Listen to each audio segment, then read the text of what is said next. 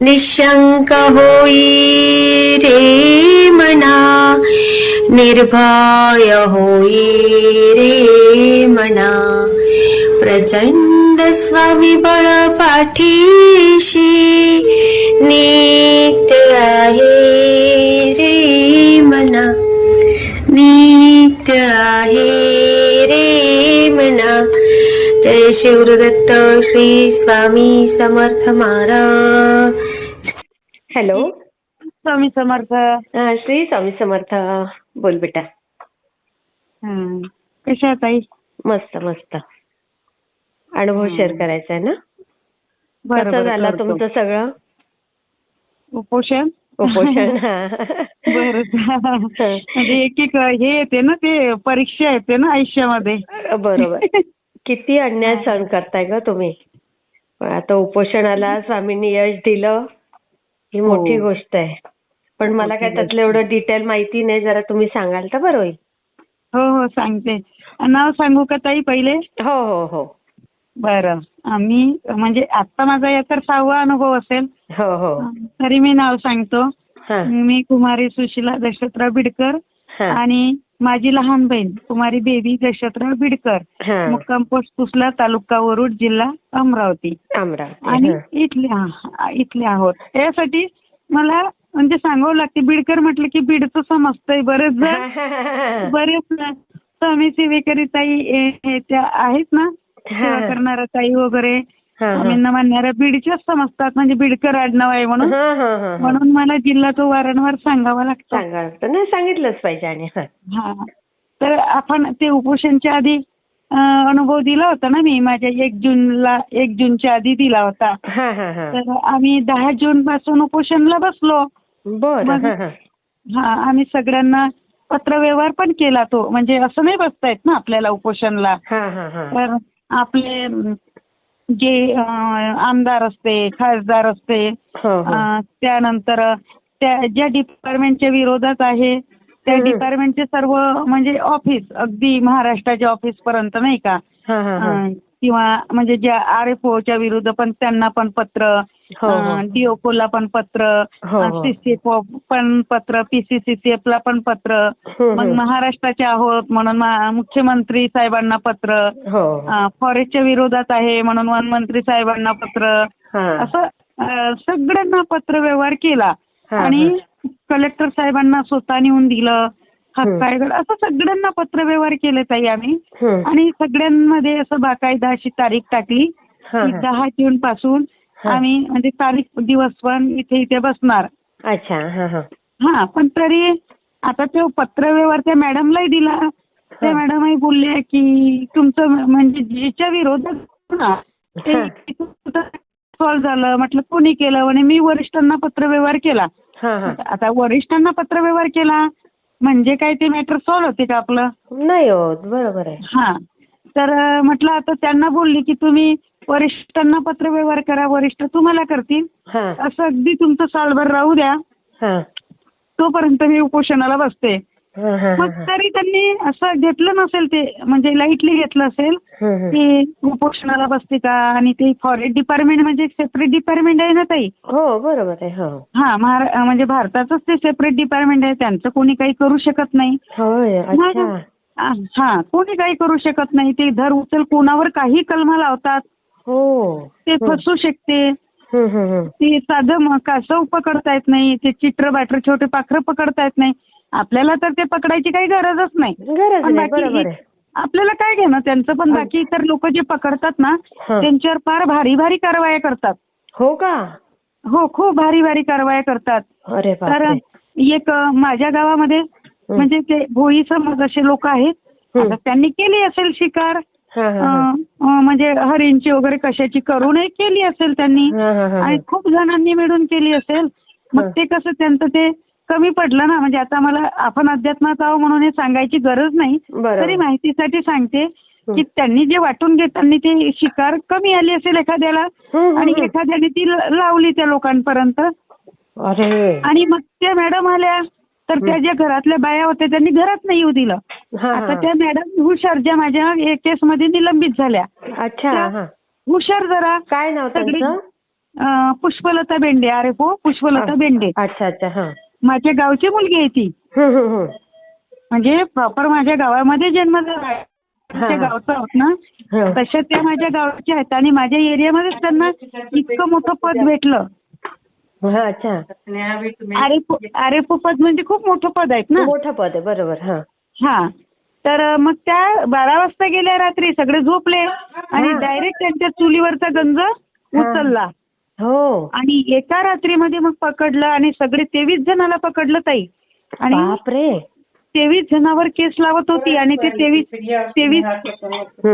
पण जण असं होते की आधी त्यांच्यावर केसेस होत्या आणि आता जर त्यांच्यावर केस बसली असती ना तर ते नॉन बिलिबल होती. हो का? म्हणजे त्यांना अजिबात बेल भेटली नसती. म्हणून त्या 23 लोकांनी अगदी रात्रभरात 1.5 लाख रुपये जमवला. सगळ्यांच्या घरात पैसा नसतो, व्याजाने घेतला आणि ते प्रकरण त्या मॅडमला दिलं, सॉल्व्ह केलं आणि केस नाही बसून घेतली कोणावर. म्हणजे पैसे खाल्ले त्या मॅडमने? पैसे खाल्ले, हो. बापरे. प्रकरण माझ्या घरातलं झालं. आणि मग आता हे काय सांगते मी, मग आम्ही जसं उपोषणाचं, आता उद्या 10 तारीख आहे, उद्या आम्ही उपोषणाला बसू. तर आज आपल्याला तिथे पेंडॉल वगैरे सांगणार. बरोबर आहे. हो. म्हणजे तहसील समोर बसतो तर आपली अरेंजमेंट कोण करणार ना तिथे. मग आम्ही तिथे गेलो, मग त्या वरुडला गेलो, तिथले पेंडॉल सांगितले, बॅनर लागतंय आपल्याला, आपले फोटो लागते, त्या बॅनरवर आपल्या मागण्या लागते. आणि आपण काही ते प्रोफेशनल उपोषण करते नव्हतो. म्हणजे अगदी तुम्हाला सांगते, खोटं वाटेल, ते उपोषणचे पेंडॉल वगैरे पाहिले ना ताई आम्ही, तर जायचं पण नाही तिथून, एवढं घाबरायचो. उपोषणाला बसते बाबा, चांगलं खायला प्यायला, चांगलं खायचं, अनेक मार्ग आहेत ज्याच्याकडून न्याय मिळते असं वाटायचं ताई. आणि मग तो टाइम बघा आपल्यावर आला. तर मग ते आपल्याला उपोषण का केलं ते पण सांग, कारण तुमचे जे पंचनाम्यामध्ये मंजूर केलेले पैसे होते ते किती होते? ते 63,000च्या वर रक्कम होती ताई. अच्छा. आणि त्यांनी दिले किती? दिले होते 21,000. म्हणजे तो पंचनामा त्यांनी डुप्लिकेट सह्या करून बदलवून टाकला. डुप्लिकेट सह्या केल्या त्यांनी आणि पलटवला. आता किती शेतकऱ्यांना असं लुबाडलं असेल पूर्ण गावाला तुमच्या? खूप सगळ्यांना लुबाडलं आणि त्यांच्या विरोधात कोणी बोलायला तयार नाही ताई. कारण ते सरळ धमक्या देते. मलाही दिली होती, जे वनपाल निलंबित केले ना त्यांनी 1.5 वर्षापूर्वी, की तुम्ही जास्त मागाल तर केस करण तुमच्यावर. भीती वाटते ना ताई, आपण शिकलं बिकलं आहे, हे कशात गुंतवून देईल आणि या फॉरेस्ट डिपार्टमेंटला आपल्याकडून पूर्ण होत नाही ना. खरंय. म्हणून आम्ही, म्हणजे मी 1.5 वर्ष केस नाही केली, पण मग एक आंदोलन केलं आणि त्या आंदोलनामध्ये मी आवाज उचलला. आणि ते आंदोलन माझं, आमचं सक्सेस झालं, मीडियाचा चेहरा झालो ना आम्ही. तर मग ते SF वगैरे असे सगळे आले. मग ते SF सर शेतात आले आणि ते बोलले, करा मॅडम तुम्ही केस. म्हणून मी केस केली. तर मी केस केली तर 3 पिकाची केली होती. संत्र्याच्या झाडाची एक वेगळी केस, कपाशीची एक वेगळी केस आणि तूर आणि एरंडीची अशी वेगळी केस. तर ते 3 केसेस मिळून माझे ते 63,000 होते. बापरे. बघ. आणि त्याच्यावर सही होती आमची, माझ्या बहिणीची, म्हणजे मंगलाच्या नावानं होती ना ती, बेबीच्या नावाने. आणि कृषी सहाय्यक सरांनी सही मारली. परंतु ह्या लोकांना इतके मोठे रक्कम देता का? ऍक्च्युअली GR काय आहे ताई, की एका एकराला 50,000 भेटते. अरे बापरे. माझं तर 3 एकरचं आहे, मला तर 1.5 लाख भेटायला पाहिजे होते. हो. पण मला तर 63,000 त्यांनी जुन्या GR नुसार दिलं. हरकत नाही, काही हरकत नाही. कारण त्या लोकांबरोबर आपण नाही पुरू शकत. बरोबर. म्हणजे अख्खं डिपार्टमेंट त्यांचं आहे. त्यांनी इथून जर काही नेलं ना बोलत, तर मग आपण डॅमेज होतो. पण ते पण पंचनामे त्यांनी खोटे केले, दुसरे तयार केले जसेच्या तसे. त्याच्यावर आमच्या खोट्या सह्या मारल्या. म्हणजे एवढे पैसे त्यांनी खाल्ले ते. आणि मग आम्ही सगळ्यांना विचारलं तर तो म्हणतो मी नाही केले, वरिष्ठांनी केले. ज्याने हे कारनामे केले तोच म्हणतो की मी नाही केले, वरिष्ठांनी केले. आम्ही एवढे पैसे नाही देऊ शकत, नाही तर आम्हाला सस्पेंड करते. वरिष्ठ असे करत नाही ना. नाही करत. बरोबर. कायदा आहे तो कायदा आहे. बरोबर आहे. असं म्हणत असेल त्यांना की तुम्ही जरा शेतकऱ्यांना चढवून ठेवू नका किंवा कमी असं वगैरे ठीक असतोय. बरोबर. पण एकदम सस्पेंड करेल का बरं वरचे? नाही करत. काय वरच्या अधिकाऱ्यांना माहिती नाही इकडे वाघ आहे, अस्वल आहे, हे सगळे प्रकार आहेत म्हणून? बरोबर आहे. हो. आणि तो मध्ये फोटो पण तू पाठवला होता ना, ते व्हिडिओ त्या अस्वलाने काय त्या माणसाला मारलं होतं, पूर्ण रक्तबंबाळ केलं होतं बाबा. पूर्ण रक्तबंबाळ केलं होतं ताई. बाई गो, किती आता कठीण. आज ते केस ते बिचारे आले आमच्या ग्रुप जवळ आणि आता मी त्यांचे पैसे मिळवून देतील. हो. अच्छा. आणि मग मी सांगते ते पण स्टेप बाय स्टेप. आणि मग आम्ही उपोषणाचे ते बॅनर वगैरे करायला गेलो तेव्हा माझ्या घराकडे एक वनरक्षक लेडीज मॅडम आणि 2 वनरक्षक असे ते मुलं आले. मग माझ्या घराला लॉक, आपल्या घरी दुसरं कोणी नाही ना. आणि आम्ही वरुडला होतो. तर मग मला मोहल्ल्यातल्यांचा फोन आला, काय मॅटर आहे? म्हटलं काय झालं? म्हणे फॉरेस्टवाले घराभोवताल फिरत आहे आणि ते व्हिडिओ कॉलवर वगैरे बोलत आहे म्हणे कुणाशी. म्हटलं आता उद्या उपोषणाला बसतोय तर त्याच्या आधी येत असेल बाबा हे समजायला. अच्छा. तर मग आम्ही घरी यायला आम्हाला 10 वाजले ना ताई. आणि मग मी वरुडातूनच मला जसंही समजलं तर ते सामाजिक वनीकरणामध्ये एक दादा ठेके घेतो त्याला विचारलं. म्हटलं का रे बाबा तुझ्या घराकडचा अमुक अमुक माझ्या घराकडे आला होता, तो वनरक्षक आहे वाघाडे, तर त्याला विचारतो कशासाठी आला होता. मग तो पोरगा गेला वरुडकरचा, तर तो म्हणे की अर्ज द्यायचा होता एक. म्हटलं मग कधी देते अर्ज? तर वरुडकरचा पोरगा बोलला ताई कशाला टेन्शन, द्यायचं असेल देईल नाहीतर नाही देईल. म्हटलं हो ठीक आहे नाही का. मग आम्ही सकाळी लवकर उठलो, हनुमानजीची पूजा करून आली मी. सोमवार दिवस होता. मंगला म्हणते मी घरातला आवरतो, तू परत शिवजीच्या मंदिरातून ये, भवानी मातेच्या मंदिरातून ये. आम्ही गेली, नमस्कार करून आली. बहिणी ना ग, पाठीशी कोणी नाही ना, आई ना वडील. म्हटलं हे देवच आपल्याला. आम्ही सगळ्यांना भवानी मातेला सांगायचो आम्ही बसतो तिथे, पण आमच्या सोबत राहा बाबा तू. कारण आमची लायकी नाही, जिथे बसतो तिथे बरेच कांड झालेले आहे त्या जागेमध्ये. अरे बापरे. हो. एक पत्रकारांना रेतीवाल्याने खूप मारलं, 2-4-5 पत्रकारांना. किंवा एका दादावर तिथे गोळीबार झाला. म्हणजे आपण तिथं बसतोय बाबा आणि उपोषणाला डिपार्टमेंट विरोधात बसतो, ते मजबूत आहे, काही होऊ शकते ना. अरे बापरे, असं आहे का?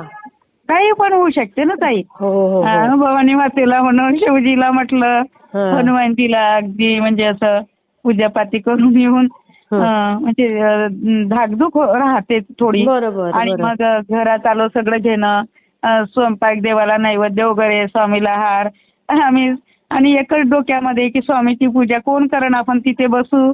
घरच्या देवांची पूजा कोण करेल असं. मग कपडे बिपडे घेऊन चाललो तिथे, ड्रेस बॅग भरून राहिलो. तेवढ्यामध्ये एक वनरक्षक मॅडम आल्या घरी. म्हणते तुमचं घर आहे? म्हटलं हो. मी येऊ शकतो का? या ना घरी. म्हणजे आपण त्यांचा अपमान करू शकत नाही. म्हणजे एक देशाचा नागरिक म्हणून किंवा सभ्य नागरिक म्हणून. आणि जो कोणी घरी येतो तो दुश्मन जरी असला तरी आदर करणं आपलं काम आहे. पण जी मुलगी आली, जी बाई आली, ती काही दुश्मन नव्हती, ती डिपार्टमेंटची होती.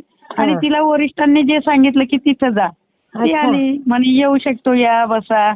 मग चहा केला. म्हटलं चहा? म्हणे नको. म्हटलं आम्ही पण पेतोय, आता चाललोय तर तुम्ही. आम्ही कपडेच भरत होतो त्यांच्या समोर. आणि मग ते म्हणे की असं आहे, तुमचा दुसरा पंचनामा करतो आज. आणि त्या दिवसाचं लेटर काढलं. म्हणजे घाबरले ते तुम्ही? त्या दिवसाची आज पंचनामा करतो 10 तारखेला. म्हटलं किती बालिशपण आहे तुमच्या डिपार्टमेंटची त्या मॅडमला, की माझा पंचनामा 17/10/2023 आणि तुम्ही ते पीक नाही, म्हणजे ते कपाशी गेली, ते एरंडी गेली, आणि त्याचा परत तुम्ही पंचनामा कसा करणार बाबा? कसा करणार? कसा करणार? म्हणजे 10/6/2024 कसा करणार तुम्ही? 8-10 महिन्याने किती बालिशपणा म्हटलं. हो ना. आणि मी जे 2 महिन्यापासून, आम्ही 2.5 महिन्यापासून झगडत आहोत. म्हणजे 10 तारखेला उपोषणाला बसली, त्याच्या 10 एप्रिल पासून झगडत आहोत.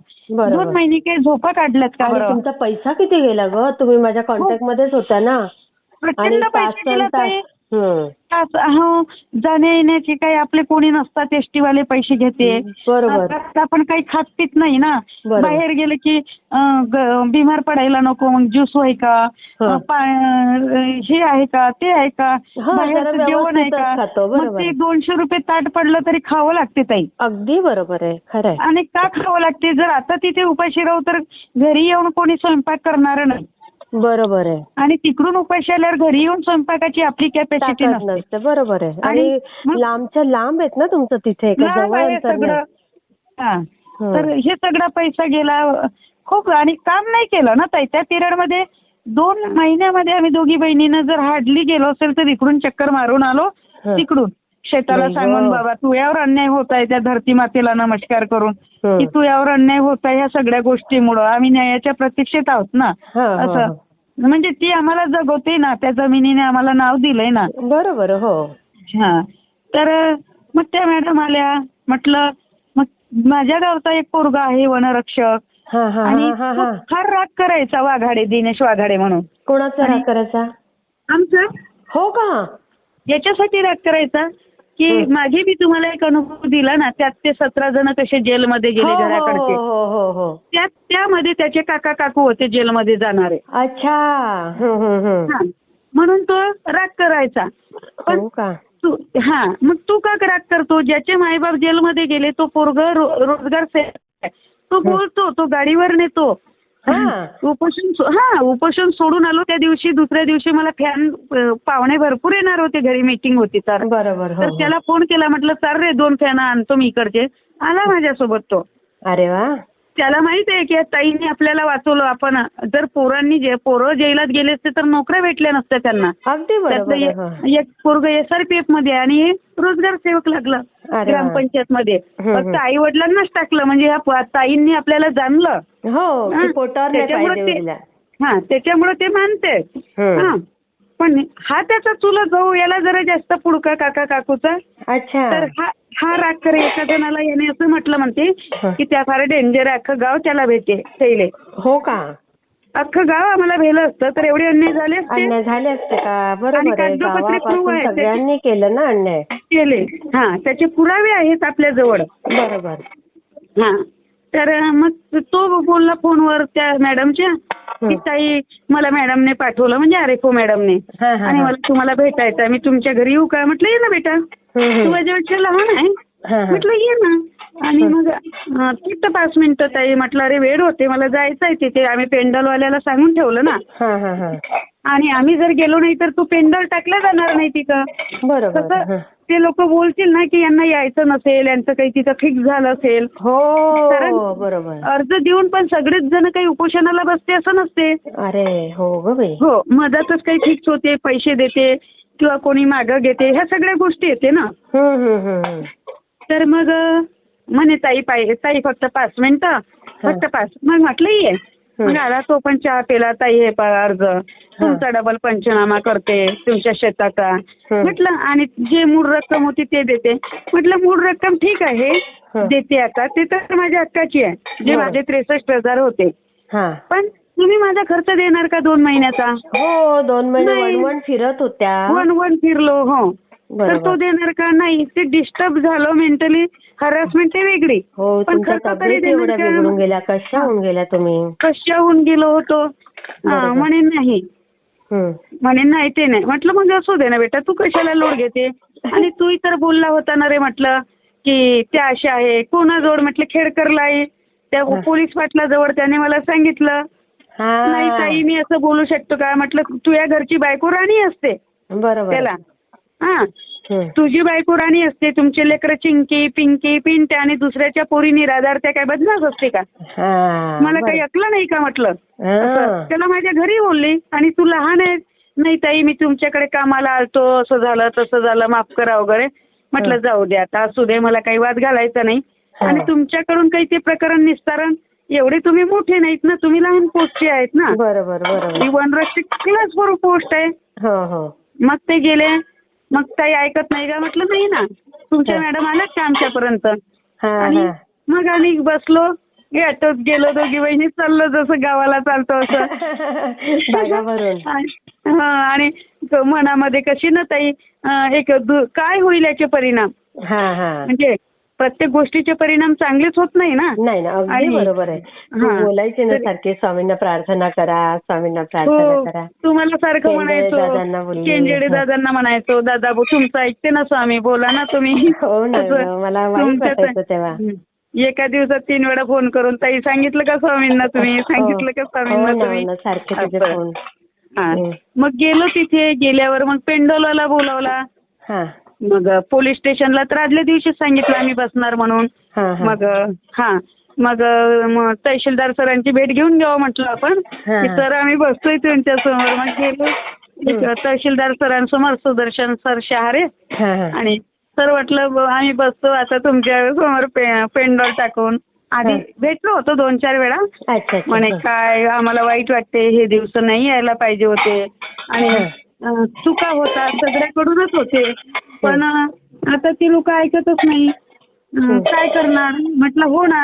आणि मग म्हणे थांबा चहा प्या. म्हटलं असू द्यावं सर.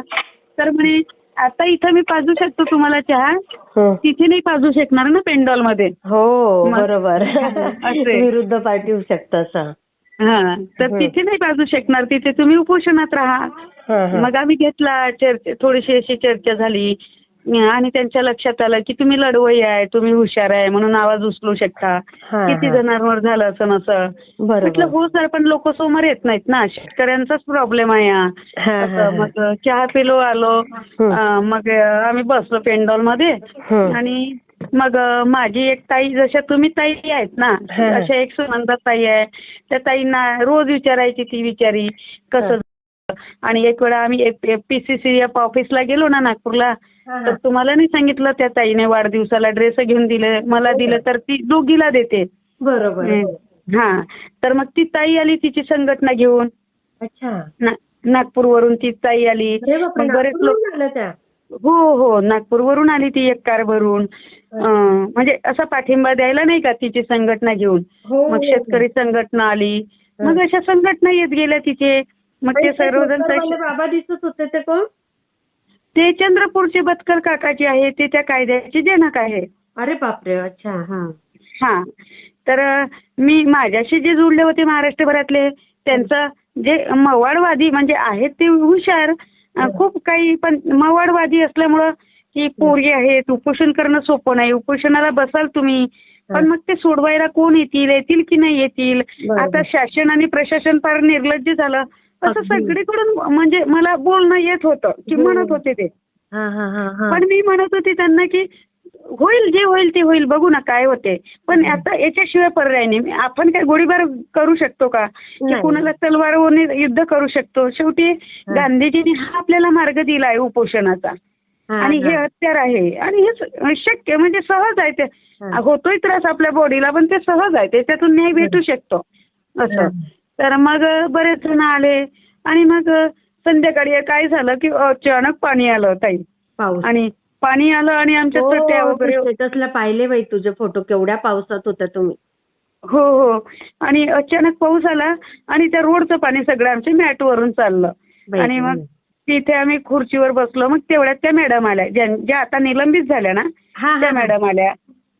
त्या मॅडम आल्या पहिल्या दिवशी, आणि त्याच पोराला घेऊन आल्या, ज्या पोरग माझ्याच गावचा आहे ना, माझ्या घरी आलं त्याला.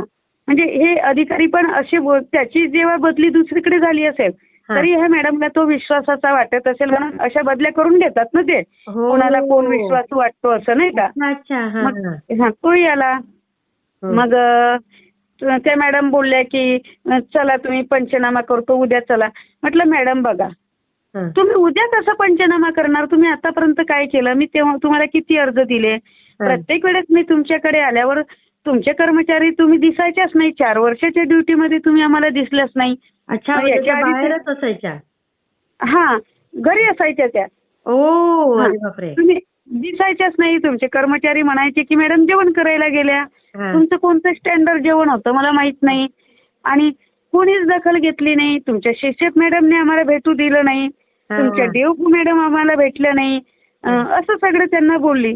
त्यामुळे नाही, म्हणजे मग त्या हे करायला लागलं ना की तुम्ही तर इतकं करता, मला तर झोप आली नाही रात्री, इतक्या लांब जाता. म्हटलं मग तुम्ही आमच्यावर गुन्हे हे का करता ना, म्हणजे बरं. त्रास का देता? जर तुम्हाला इतकं माहिती आहे पोरी शेती करते, एवढ्या लांब जाते, असं हो, तसं नाही का. हो, हो, हो. मग म्हटलं तर मग त्यांचं आमचं काही तिथे झालं नाही. त्यांच्यासमोरच ते तपस्कस वगैरे जे नंतर पेंडॉलमध्ये पलंग आणले हा, ते हा, आले हा. त्यांच्यासमोर.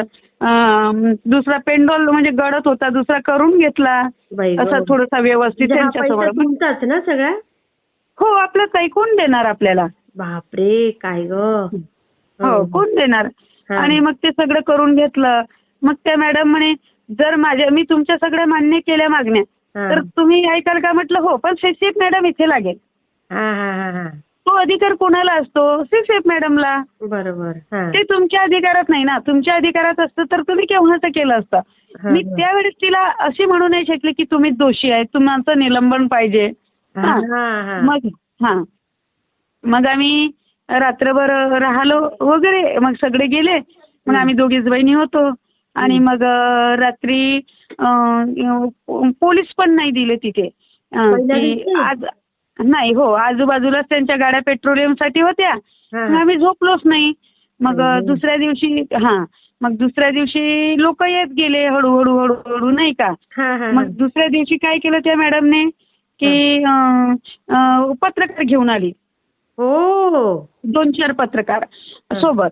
आणि आम्ही असं उठून बसलो आणि मग म्हणते की तुम्ही काल म्हटलं हे घ्या हे पत्र. मग मी ते पत्र वाचलं. म्हटलं या पत्रामध्ये तुम्ही कोणाचं निलंबन केलं का? कोणावर कारवाई केली का? म्हणे नाही, तुमच्या 3ही मागण्या मान्य केल्या. 3ही मागण्या कोणत्या? की जो पहिलचा पंचनामा झाला त्या पंचनाम्यानुसार तुम्हाला रक्कम देतो आणि जे दोषी कर्मचारी अधिकारी आहे त्यांच्यावर कारवाई करतो आणि तिसरं तुम्हाला खर्च देतो. मी म्हटलं दोषी कर्मचारी आणि अधिकारी आहे यांच्यावर कारवाई करायची तुमची तरी पात्रता नाही. म्हणजे तुमचं पोस्ट पद पण तेवढं नाही ना. बरोबर. हो, हो. तुम्हीच आमच्या रडारवर आहे आणि तुम्ही स्वतःला राजीनामा दिला का बरं, तुम्ही सांगा. हो, बरोबर आहे. पत्रकारांसमोर तुम्ही निलंबन कसं करून घेणार तुम्ही स्वतःचं? अगदी मग पहिले जाणार राजीनामा देऊन या अगदी आणि दाखवा मला ते कागद दाखवा कोणाचं निलंबन केलं तुम्ही, जर तुमच्याकडे तो पॉवर आहे तर. कोणाचं निलंबन केलं, काय टाकलं, कोण शिस्तभंग केली, कोणी काय करणार, मग दाखवा ते सगळे पत्र दाखवा. मग ते मी फार बोलली. आणि आम्ही इतके कष्ट करतो, आम्ही अर्ध्या रात्री पाणी बोलायला जातो, 10 किलोमीटर जातो, किती नाले कंबरभर पाण्यामधून जातो आम्ही. वाघ आहे ते आमच्या अंगावर, अस्वल आहे तिथे, सगळे जनावर आहे. आम्हाला सरकार खाते, तुम्ही लोक सरकारी डिपार्टमेंटचे त्रास देता, तरी आम्ही आमचे कष्ट करतो. इतकी इमानदारी आम्ही करू शकतो गरीब माणसं, तुम्ही का तुमच्या कार्यामध्ये इमानदारी ठेवत नाही? मी फार बोलली त्या मॅडमला. बरोबर आहे. मग ते पत्रकार गेले, पत्रकार वगैरे मग ते चालले गेले. त्यांनी बातमी छापली तशी की भगिनींचं उपोषण दुसऱ्या दिवशी चालूच. त्याच्या आधी चालूच अशी त्यांनी बातमी छापली. त्याच्या आधी तहसीलदार साहेब येऊन गेले. तहसीलदार साहेब 2 जण आले होते, म्हणजे ते नायब तहसीलदार बहुतेक. दोघं, पंकज सर चव्हाण आणि दुसरे ते सुदर्शन सर शहारे. आणि आपलं काय असतं ना कुणाचं पण की सुनीताताई सर्वांशी छान बोलताय ना, म्हणजे सुनीताताई स्वामीच्या जवळचं असं. तर ते लोक चांगले बोलतात ना, सुदर्शन सर आणि पंकज सर, तर तेच मोठे असं वाटते ना आपल्याला. जेव्हा की त्यांच्यापेक्षा पण मुख्य तहसीलदार असतात, पण तेच सर चांगल्याने हँडल करते, चांगले बोलते, तर आम्हाला तेच मोठे वाटते. तर मग ते सर येऊन गेले. म्हणे रात्री पोलीस कर्मचारी होते का? म्हटलं नाही. मग त्यांनी फोन केला PI सरांना. म्हणे तिथे पोलीस कर्मचारी दिले नाही. त्यांनी बोलले की नाही पेट्रोलियमला गाडी होती. म्हणे नाही, पेट्रोलियमला गाडी होती ती वेगळी, पेंडॉल जवळ बसन कोण कर्मचारी तुमचे, कमी जास्त झालं तर नाहीतर महाराष्ट्राला आग लागेल म्हणे. अगदी बरोबर आहे. हो, झालं असे ते बोलून गेले. आणि मग ते गेले. म्हणे काय? म्हटलं सर तर एक काम करा तुम्ही आमच्यावर उपकार की आम्हाला विवश करू नका. म्हणजे त्या डिपार्टमेंटचे फोन पण तुम्हाला येते की आम्हाला मान्य आहे ते काय होतात, सगळे तुम्ही शेवटी भाऊ असतात ना, पण आम्हाला कसं न्याय लागेल ना. म्हटलं सर इतकी मोठी लढाई आहे आणि अख्ख्या महाराष्ट्राच्या शेतकऱ्यांची लढाई आहे, पर्सनली बिडकर भगिनीची नाही आहे. म्हणे नाही काही नाही, तुम्ही करा, तुमच्या प्रयत्नाला देव यश देईल म्हणे, आणि तुम्ही करू शकता, असे ते बोलून गेले. आणि मग त्याच्यानंतर त्या मॅडम परत दुपारी आल्या. मग परतही लोक जमायचे, मग परत वाद व्हायचे. आणि परत मग त्या मॅडम आमच्यापासूनच त्या गाडी न्यायच्या तिथून 10 वेळा. आणि काहीतरी लॅटिट्यूड काहीतरी तिथं ते टाकायच्या वर खासदार साहेबांना की मी यांच्याजवळ चेक घेऊन गेली तरी त्यांनी घेतला नाही असं. हो. आणि मग असं करता करता बऱ्याच संघटना यायला लागल्या, जे विरोधक लोक होते ते यायला लागले. सगळ्यांना समजायला लागलं की प्रकरण ओरिजिनल आहे आणि न्याय भेटणार. मग श्रेयवाद चालू होतो ना तिथं की आपल्याला श्रेय भेटलं पाहिजे असं वगैरे. पण ते उपोषण करताना हे गोष्ट मॅटर करत नाही. आपल्याला तिथे सगळ्यांचं सहकार्य पाहिजे आणि कोण काय बोलते असं ते चालू होते. मग सगळे यायचे, सगळे तहसीलदार सरांना भेटायला जायचे, असं तसं सगळं व्हायचं. दुसऱ्या दिवशी पण जे वानखडे यांची ड्युटी होती, एक रोशन सर तायडे, मग त्यांची ती लावून घेतली दुसऱ्या दिवशी. आणि इतकं प्रचंड पाणी आलं ताई, आम्ही त्या झोपू नाही शकत. चौकामध्ये बसलो, अगदी मोठा हायवेवर होतो आणि तिथे बरेच कांड झाले, तर झोपू नाही दोघी बहिणी. त्या पोलीस दादाशी आम्ही गोष्टी करायचो. ते म्हणाले की झोपा, पण ते जागे असायचे बिचारे आपल्यासाठी. म्हणजे त्यांना कसं आहे, ड्युटी मस्ट आहे पोलीसची, त्यांना इथे नाही तर कुठेही करावं लागते. ते त्या माइंडसेटनी येतात की मला ड्युटी करणं आहे, ऊन असो, वारा असो, पाऊस असो. पण एक आपली माणुसकी म्हणून आपल्याला वाटते की आपण उपोषणाला बसलो नसतो तर ह्या व्यक्तीला त्रास नसता. यांची ड्युटी ठाण्यामध्ये लागली असती, पेट्रोलियमला लागली असती. या बिचारे असे चौकात आपल्यासाठी नसते ना. आम्ही त्या पोलीस दादाशी गोष्टी करत बसलो. आणि 3:30 वाजता ताई, 3ला इतका पाऊस ताई, प्रचंड रात्री, की इतका प्रचंड पाऊस की ज्याची हद नाही. आम्ही वर होतो, ते दादा मग बाहेर बसायचे ते पोलीस दादा. नंतर पेंडॉल मध्ये आले, मग पेंडॉलही गडायला लागला.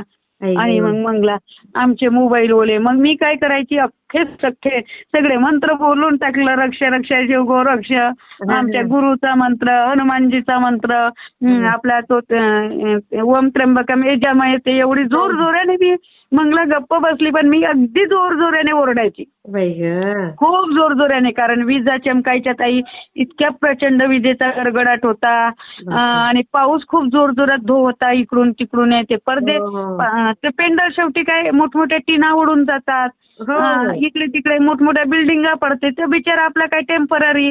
आणि मला धाक होता बाई की हे जर पडलं आपल्या अंगावरती काही, ते लोखंडी पोल बिल, आणि समजा आपण तर आपल्या पाठीमागं कोणी रडणार नाही, कमी जास्त झालं. पण हा बिचारा पोलीस झाला, बायको असेल, लेकरू असेल, काय म्हणजे आपल्यामुळं धाक. हो, नाही तर काय. आणि एवढी जोरजोरात मग मी ओरडायची, म्हणजे स्वामी स्वामी करून, आणि जोर जोराने प्रचंड माझा मंत्र जप. आणि मग मला जरा सवड भेटली, विजा कमी चमकल्या, तेव्हा मी व्हिडिओ केला तो रात्रीचा. अच्छा, तो पाहिला होता मी स्टेटसला. तो रात्रीचा व्हिडिओ केला. आणि मग 4 वाजले आणि मग तिथला पाऊस कमी झाला. आणि मग ते सर बोलले की मी ओले झाले होते, ते वर्दी बिर्दी अख्खी बिचाऱ्यांची ओली, तर आम्ही पण ओलत होतो. म्हणे मी जाऊ का म्हणे. म्हटलं जा, पण बाकी जर गाडी आली साहेबाची वगैरे मग काय सांगेल, कारण खुफिया पण रोज रिपोर्ट घेतात ना आपले. तर म्हटलं आम्ही सांगू की आताच गेले, पण जा, या फ्रेश वरून, आणि जर गरज पडली नाही तर येऊ नका असं पण. तर मग ते गेले. आणि मग परत म्हणजे पाऊस आला वगैरे, खूप लोक कसे असेल काय असेल, गाद्या ओल्या झाल्या, सगळं बोललं. परत तो ज्याच्या बिचात केंद्र होता तो गाद्या न्यायच्या, दुसरा नोट टाकायचा, परत त्याच्यावर चांगली ताळपत्री टाकायची. पण ते काय इकडून तिकडून हवेनं जमा झाली की गळायचं. मग तिसऱ्या दिवस पासून काय झालं की तहसीलदार साहेब आले. मग तहसीलदार साहेबांना घेऊन आली ती मॅडम. मग मी तहसीलदार साहेब, मग त्यांना ते यावं लागे. मग आले ते की ती मॅडम परत असं झालं तसं झालं. मी म्हणायची मॅडम हे प्रकरण तुमच्या बच्चं नाही. मग आणि मग काय झालं की ते लोक होते आपल्यासोबत, शिकलेले पोरं होते, हुशार होते. मग त्यांचा आमचा सारखा प्रॉब्लेम होता, त्यांनाही पैसे नाही भेटे. मग ते पण खूप भांडायचे अक्षरशः. मग तुम्ही मटणाचा गंज कसा नेला, ते कसं अर्ध्या रात्री झालं, मग हे का नाही झालं, असं खूप प्रचंड बाचाबाची व्हायची तिथे. आणि मग ते तहसीलदार साहेब परत जायचे सगळे परत. मग काय झालं, एक दिवस रात्री 8-9 वाजता PI सर आले. आता मला ते 3-4 दिवस झाले होते उपोषणाला, मला वाटते 5 दिवस. आणि ते असे बोलले PI सर की कशी आहे तब्येत. आणि मी म्हटलं त्यांना तब्येत कशी आहे. तर मी म्हटलं त्यांना की जिवंत आहोत. हा, हा. आणि 5 दिवस जिच्या उपोषणाला झालं तर आपण काय जिवंत आहे सांगू ना. बरोबर आहे. बरं बरं नसणारच, कारण शरीरामध्ये चेंजेस होते. हो, एका दिवसामध्ये 3 टाइम जेवतो, 3 टाइम नाही जेवलं तर 2 टाइम तर जेवतो. बरोबर तर आहे. जो माणूस 10 टाइम उपाशी आहे त्याच्या शरीरामध्ये मग बरं कसं असणार बाबा. खरं आणि आहे. अचानक काही कामाच्या ओघामध्ये आपण जेवलो नाही, त्रास आहे, डिस्टर्बन्स आहे, झगडा भांडण झालं, हं. तो भाग वेगळा. हे बरोबर. जाणून बुजून सगळं चांगलं असताना उपोषण करणं म्हणजे जाणून बुजून उपाशी राहणं म्हणजे त्रास होतो याचा खरं आहे, प्रचंड. खरं आहे. अगदी अगदी. त्या सरांना थोडा हर्ट झालं असेल ते. आता त्यांचंही बरोबर आहे की त्यांना ते दुसऱ्याला रागवतात, पण त्यांची काय मानसिकता असते, आमच्याशी सगळे पोलाइटली वागले पाहिजे. हा. पोलिसांची ही मानसिकता असते, आम्हाला कोणी उलट बोलू नये, ते सर्व उलट बोलणार. हा. तर ते म्हणते मला पण दिसते जिवंत आहे म्हणून. म्हटलं हो सर, पण मी काय तशी उलटी बोलली. त्याच्या आदल्या दिवशी एक दीपक महाडिक म्हणून API होते. बापरे, एवढे PSI नावं पण होते. लक्षात आहे ग तुझ्या सगळे. हो, ठेवावं लागते ना ताई. हा, हा, हा. तर ते आले आणि ते काय बोलले, येऊन पेंडॉलमध्ये बसले. म्हणे कसं वाटते. हो सर बरं वाटते. नाही म्हणे आम्ही तुम्हाला ऍडमिट करू, असं करू, अरे असं झालं. बापरे. म्हटलं हो हो उपोषणाला बसलं. म्हटलं सर तुम्ही एवढं सहजासहजी मोडू नाही शकत, आम्ही काटक आहोत, जंगलात राहणाऱ्या पोरी. नाही मग त्या मॅडम सगळ्या मान्य करते तुमच्या, आणि तुम्ही उपोषण का मोडत नाही. हा, हा. म्हटलं तुम्हाला कोण सांगे की त्या आमच्या सगळ्या मान्य करते म्हणून मागण्या. आणि त्या म्हटलं त्या करणाऱ्या कोण आहे सर, इतका मोठा घोड आहे पंचनाम्यामध्ये की त्या मॅडमच रडारवर आहे. आणि अशा कशा आहे मग. हा, तर मी त्यांना माझे पंचनामे दाखवले की ओरिजिनल पंचनामा, डुप्लिकेट पंचनामा आणि माहितीच्या अधिकारातला पंचनामा, म्हणजे 3 मध्ये किती तफावत आहे, खोडतोड आहे. तर ते नाही म्हणाले मला हे नको दाखवू, मला हे नको दाखवू. म्हटलं ठीक आहे, हो ठीक आहे नका दाखवू. आणि ते मला कमी जास्त बोलायला लागले. अरे बापरे. हा, तर मी काय बोलली त्यांना की सर तुम्ही आवाज नाही वाढवू शकत आणि तुम्ही जबरदस्ती नाही करू शकत उपोषण सोडायसाठी. मला संविधानाने अधिकार दिलेला आहे आणि आम्ही संविधानाला मानतो. आणि आता जबरदस्ती कराल तुम्ही तर व्हिडिओ व्हायरल करून मी हे करणार. म्हणे मी निगेटिव्ह अहवाल नेतो तुमचा. म्हणजे पण धमक्या देतात. पोलीस भरपूर धमक्या देते. अरे बापरे. हा, मी निगेटिव्ह अहवाल देतो तुमचा. म्हटलं द्या, तुमच्या ताकद आहे ते द्या. माझं उपोषण तुमच्या अहवालाने, निगेटिव्ह अहवालाने हे नाही होणार आहे. आम्ही इथून मरून जाऊ पण नाही घेऊन जाऊ. तुम्ही काय करायचं, तुम्ही जे करायचं ते करा. आणि बिलकुल म्हटलं मला आवाजाने आणि मी फार रागवली. म्हटलं तुम्ही वजन नाही टाकायचं. एकतर उपोषणातल्या पोरी आहोत, त्याच्या आधी 2 महिने नुसतं आम्ही सतत लढत आहोत, त्यावेळेस तुम्ही कुठे गेले. बरोबर आहे. मग त्यांनी ते व्हिडिओ केले, फोटो केले, करा. असं झालं. आणि ते तसे बोलले म्हणून मी त्या PI सरांना तसं बोलली. आणि मला आता तेव्हा त्याच्या आधीपर्यंत तरी पोलिसांचा कुठे चांगला अनुभव होता का. नाही. मग मी का चांगलं बोलावं. आणि हे चांगले नाही बोलत. मग असं सगळं झालं. मग त्यांनी जे आमच्या पाठीमागे जे लोक होते त्यांना बोलावलं. ती पोरगी अशी बोलली, ती पोरगी तशी बोलली. मग त्यातल्या एका काकाला फार श्रीमंत आहे, म्हणजे अगदी महाराष्ट्रातले 8वे उद्योगपती म्हणून असे आहेत ते. तर पण त्यांना आमच्याबद्दल फार माहिती आहे. ते सांगे की तुम्हाला माहिती नाही त्या पोरी किती चांगल्या आहेत, त्यांच्यावर किती अन्याय झाले, सगळं असं सांगितलं. आणि मग ते आल्यावर मला बोलले की तुम्ही बाई साहेब म्हणजे वयस्कर आहे, 78च्या पुढे, पण ते असे तुम्ही आम्ही बोलतात, तुम्ही ताई साहेब असे बोलले का त्या सरांना. म्हटलं हो जिवंत आहे असे बोलले. म्हणे जरा नम्र बोलायचं असतं.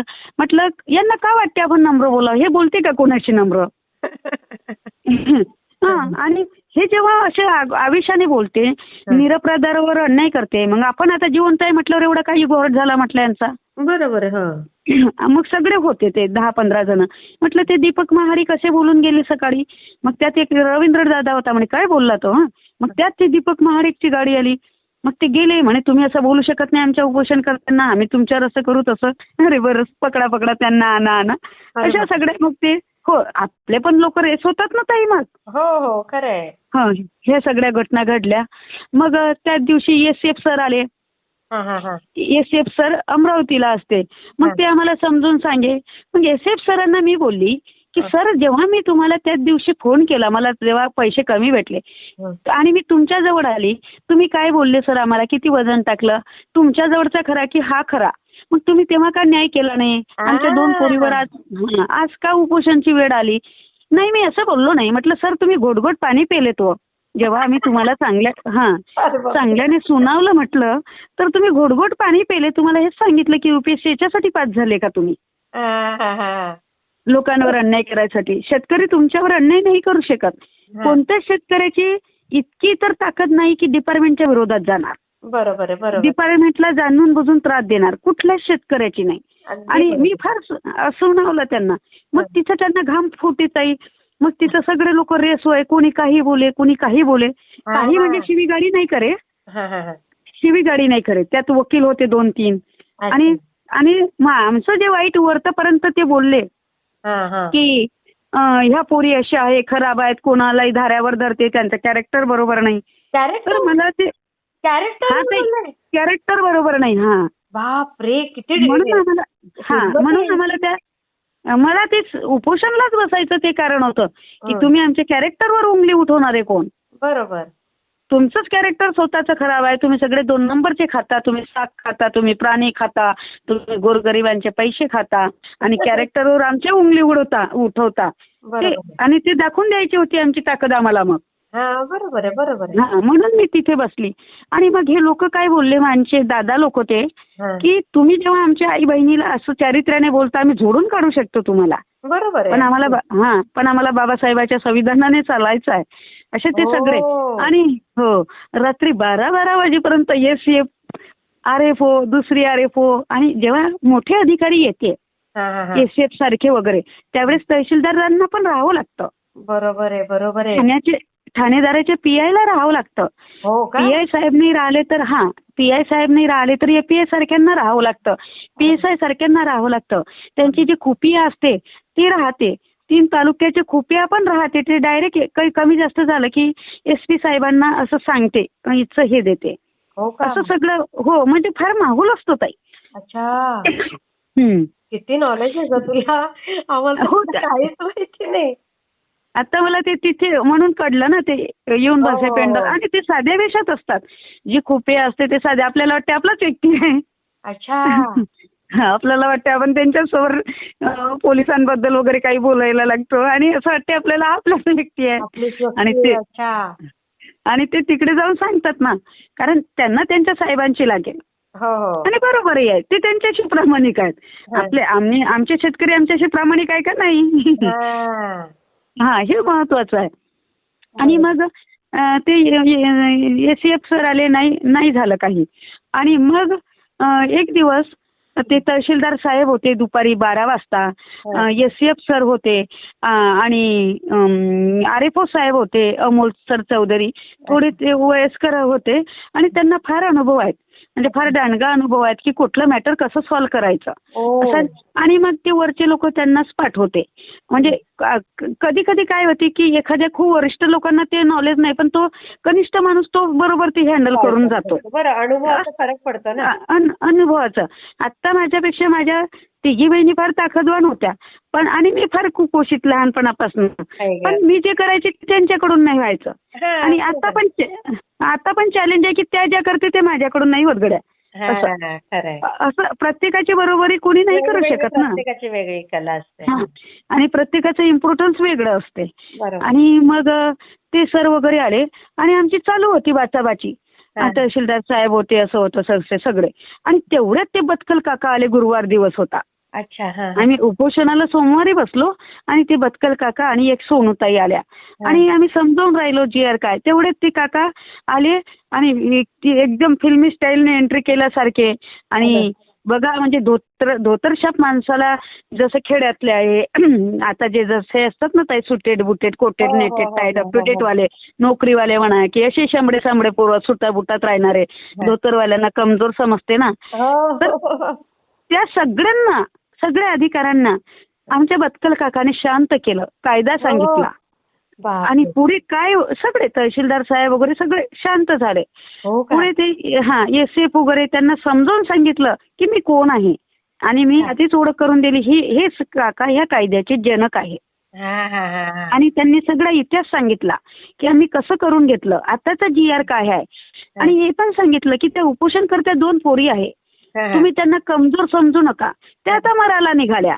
आणि त्यांनी हे सांगितलं, मरता क्या नाही करता, मरता मार के मरता आहे म्हणे.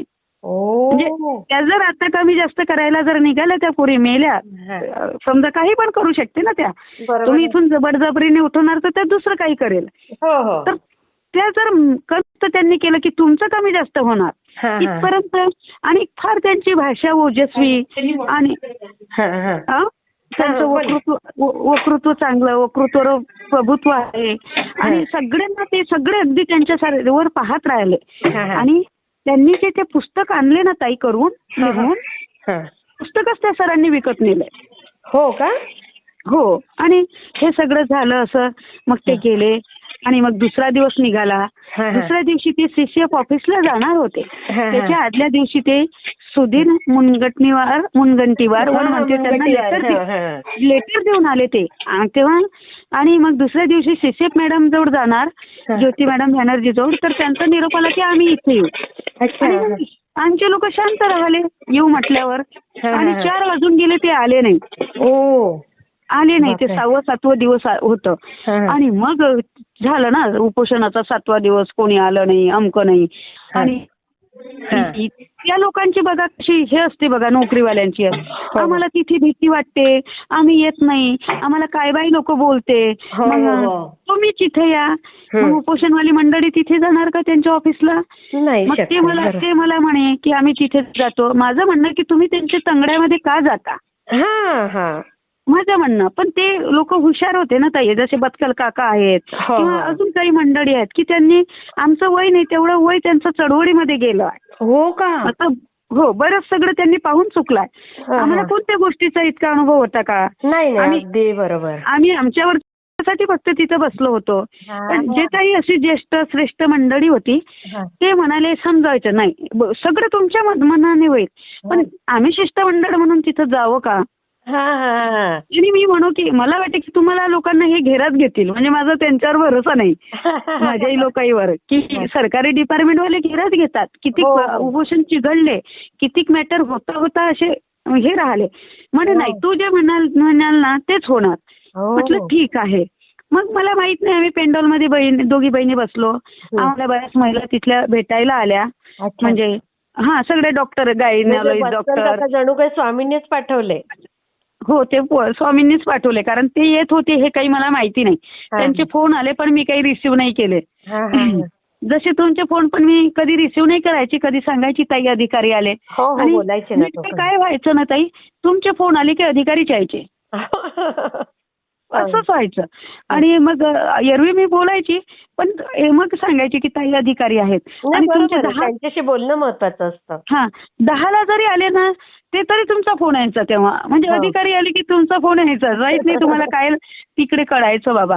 तसंच केंजेडे दादाचं पण व्हायचं. आणि मग बत्कल काका ते एकटे गेले, एकटे शिष्टमंडळ म्हणून एकटे गेले.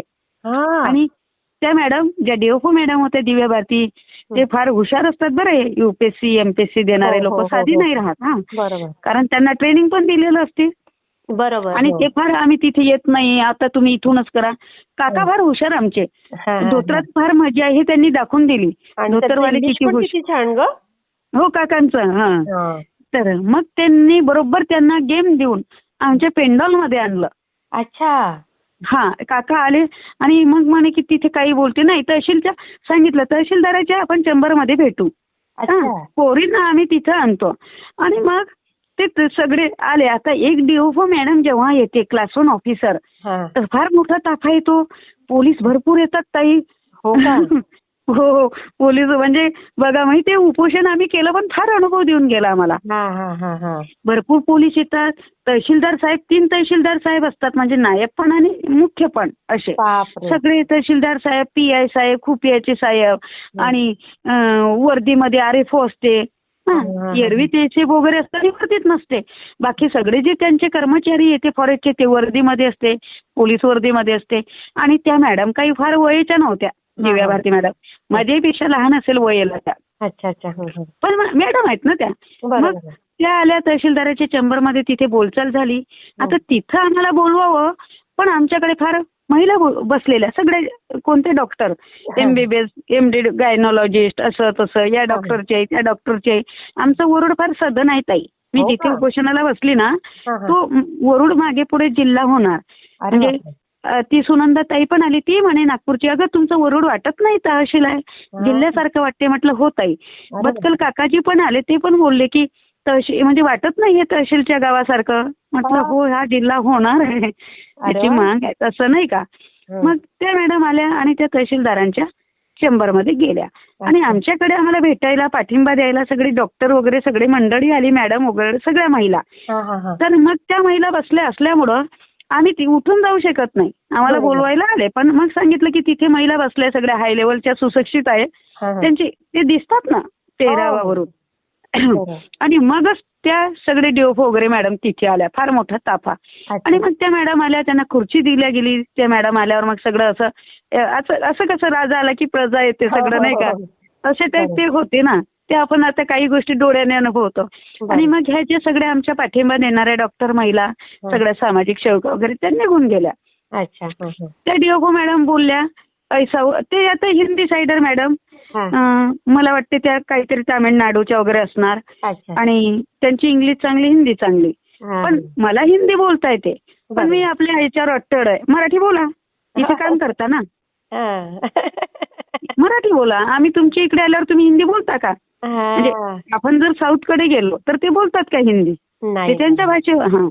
तर मग त्या हिंदी म्हटलं मॅडम मराठी बोला, मला समजायला बरं जाईल. आणि मग त्या मॅडमला मराठी पण आली. इतकी हो, आपल्यासारखी फ्लुएन्सी नाही, आपण ज्या पद्धतीने बोलतो अगदी, पण तसं नाही. पण त्यांचं काम अडत नाही, म्हणजे बोलता येते त्यांना. आणि असं आहे तसं आहे तसं आहे. मी म्हटलं मॅडम, त्यांना सांगितलं की तुम्हाला तुमचं ऑफिस घाबरत नाही, तुमचे कर्मचारी तुम्हाला घाबरत नाही, तुमचे कर्मचारी तुमच्या चेंबर समोर सरळ झोपते सोफ्यावर. तसं आम्ही झोपाचे पैसे मागत नाही तुम्हाला. आम्हाला सगळं सांगितलं की मी किती किलोमीटर चालतो, आम्ही कसं कष्ट करतो, आम्हाला अर्ध्या रात्री लाईन गेली तर डीपीवर डिओ टाकायला जातो. हे सगळं होत असताना तुमच्या जनावराला आम्ही पोसतो, तुमच्या जनावराला तुम्ही पोसता का? तुमच्याही जवळ शेती आहे. ज्या मॅडमने हे माझं केस खोटी नाटी केली तिच्याजवळ पण शेती आहे. तुम्ही तुमचे रोही, निलगाय ते बांधा, वाघं बांधा तुमच्या शेतामध्ये, चारा ना तुम्ही, तुम्हाला पगार देते. असं सगळं आमचं ते बोलणं अगदी चाललं. सगळे बोले, सगळे ज्याच्या मनात आलं तसं बोले. इतक्या रात्री जरी आली ती मॅडम, 10:30ला 12ला जरी गेली तरी लोक 150च्या वर राहत आहे. बापरे. याच्या लोक जाणारे परत, अरे चला चला चला. आणि फार तिथे वादावादी झाली. एक दादा बोलला तुम्ही करू शकता का शेती? तर ती बोलली की आपको क्या पता है मेरे बारे में. मग तो दादा इंग्लिश मध्ये बोलला. मग त्या दादा तिच्याशी इंग्लिश मध्ये, कारण युपीएससीचे लेकरं त्यांनी शिकवले. मग आमच्याजवळ तशी माणसं पण होते. हे सगळं असं चाललं. आणि मग त्या मॅडम म्हणे मी करतो निलंबन, मी करू शकतो. अच्छा. ती म्हणे निलंबन. मी म्हटलं तुम्हाला खरंच पॉवर आहे का? म्हणजे मागे पुढे कोर्टात गेल्यावर तुम्ही मग ते सांगाल का मी केलं. आरएफओचं निलंबन करायचं पॉवर त्या मॅडमला नाही. अच्छा. प्रत्येकाला आपले आहे अधिकार आहेत, स्पेशल अधिकार पण असते सगळ्यांचे. आता एखाद्याच्या घरी नवरा नसला की बायको घर चालवत नाही का? बरोबर आहे, बरोबर आहे. म्हणजे बाहेर गावाला 2 दिवस गेल्यावर ती आई त्या लेकरांना सांभाळते, घर चालवते, व्यवहार करते. पण परमिशन कधी कधी घ्यावं लागते ना कोणामध्ये असं. तर तुम्ही तिला म्हणजे सीसीएफ मॅडम कडे ते निलंबनाची पॉवर आहे आणि मंत्रालयात त्या मॅडमला कळवावं लागतं. अच्छा. की मी अमुक व्यक्तीला निलंबन करावं लागते, अशी परिस्थिती आहे. पण हिला परमिशन घ्यावं लागते या मॅडमला, डीओफओ मॅडमला. तर हा त्याच्यामध्ये फरक आहे. तर हे आम्हाला माहिती आहे की तुम्हाला तो पॉवर आहे का? मग म्हणे नाही, थोड्या वेळानं म्हणे आहे. मग तुम्ही जर to be or not to be मध्ये आहेत तर तुम्ही वापस जा, तुमचे वरिष्ठ पाठवा, जिल्हाधिकारी सर पाठवा, मी अशी बोलायची. आणि मग त्यांनी काय केलं की असे फार लोक पेरलेत. म्हणजे त्यांचे आता जसं माझ्या नात्यातले माझे एक भाऊजी ते आरएफओ होते, त्यांना फोन केला एक दिवस सकाळी, त्या पोरींना म्हणा काय घे आणि थांबव बाबा. ते कानात येऊन बोलले. म्हटलं भाऊजी अगोदर काही केली का मदत तुम्ही? म्हणे नाही. आता असू द्या ना, उपोषणाला बसले मी.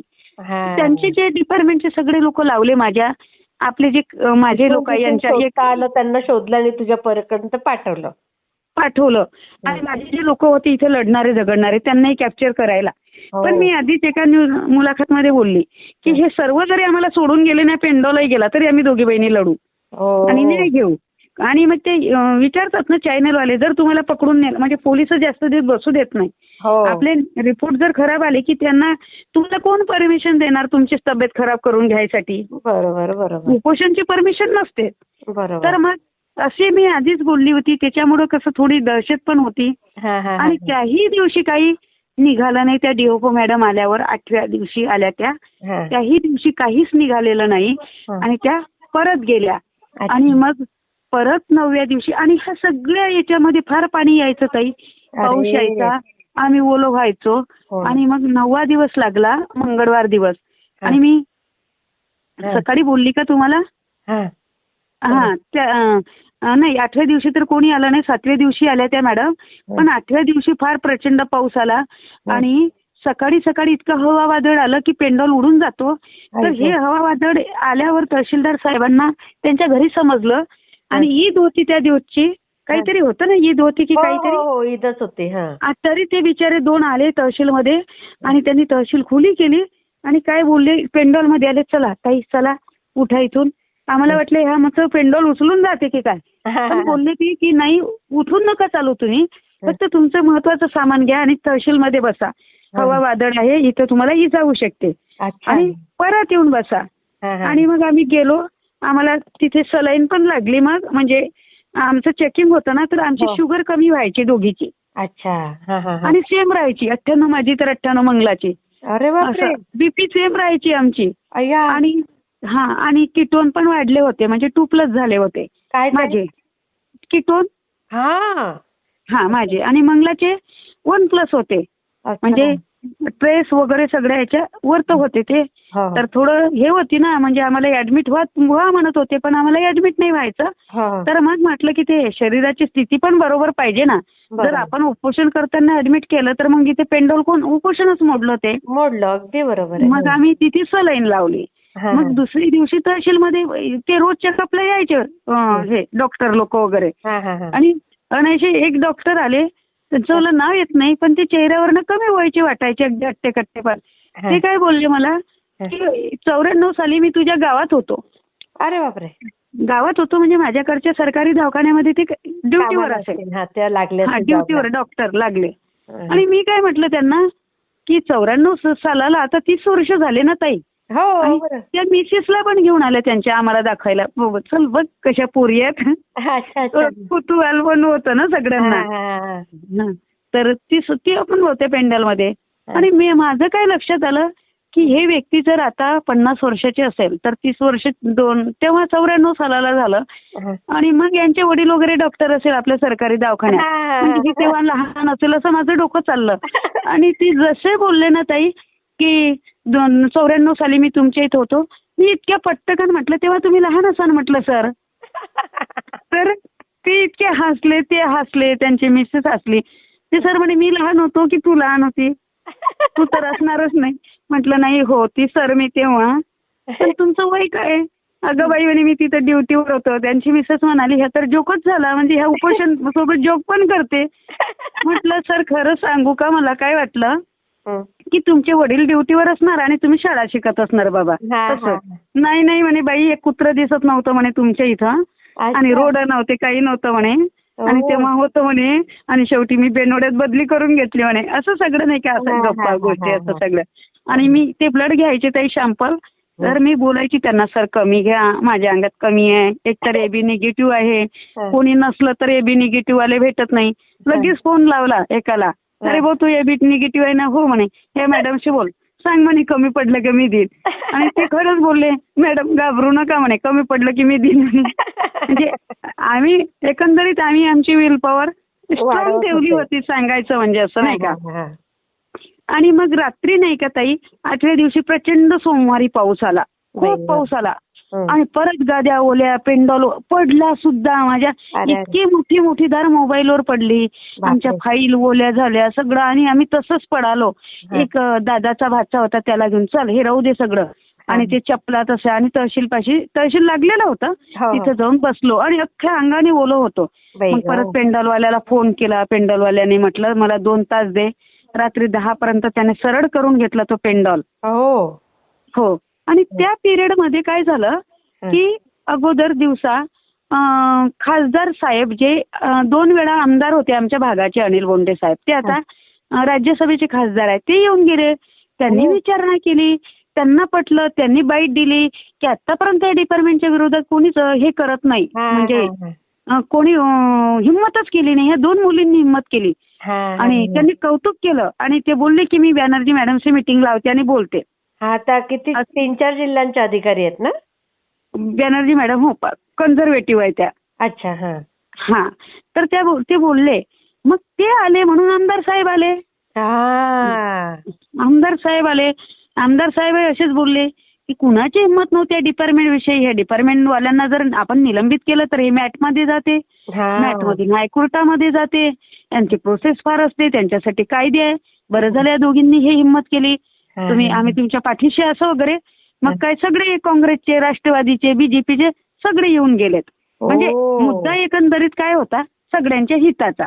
घरामधून आपण गेलो का तसं त्या उद्देशाने की आपल्याला एवढे सगळे मदत करतील म्हणून? नाही. आणि कसं असतं, आतापर्यंत डेअरिंग कोणी केली नाही. सगळ्यांचं म्हणणं कसं असतं, शिवाजी जन्माला यावा पण तो दुसऱ्याच्या घरात नको. नाही, याचं पूर्व गादी जुलैमध्ये झोपलं पाहिजे आणि शेजारचं लढाईवर गेलं पाहिजे, असं अगदी अशी मानसिकता सगळ्यांची. आणि मग ते सगळे येऊन गेले आणि मग ते हवा वादळ आणि आम्ही तहसीलपाशी गेलो.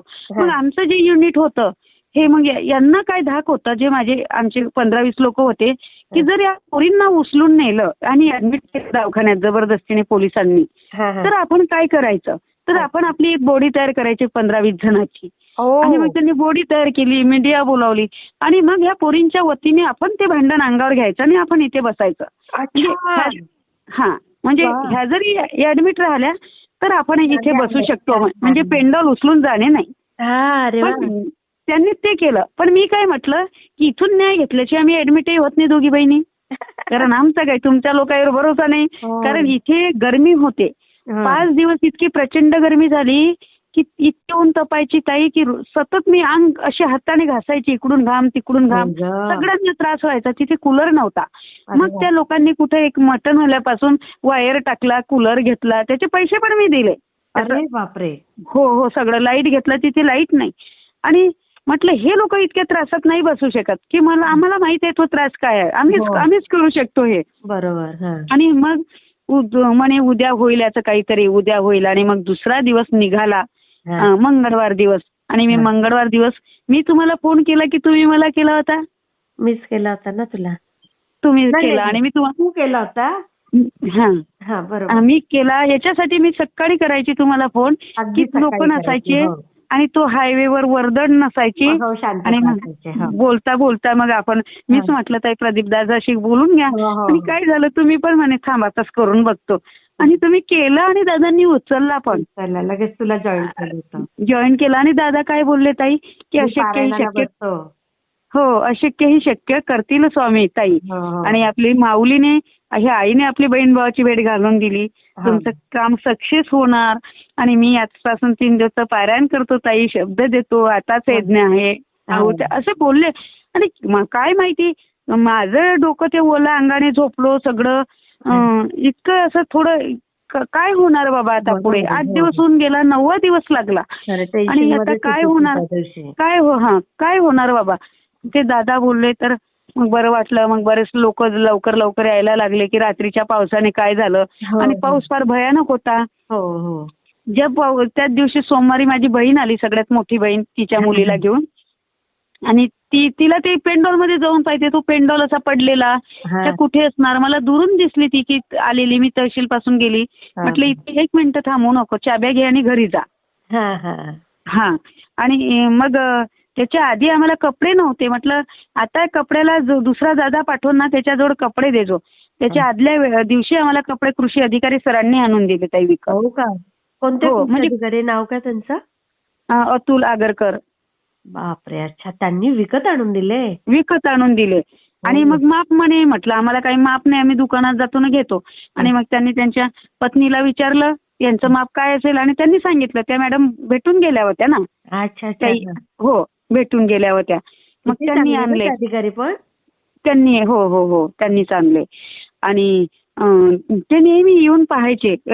मच्छरदाणे आणून दिल्या, म्हणजे मच्छर होते, प्रचंड मच्छर होते, तर मच्छरदाणे आणून दिल्या, आम्ही त्या गुंडून बसू.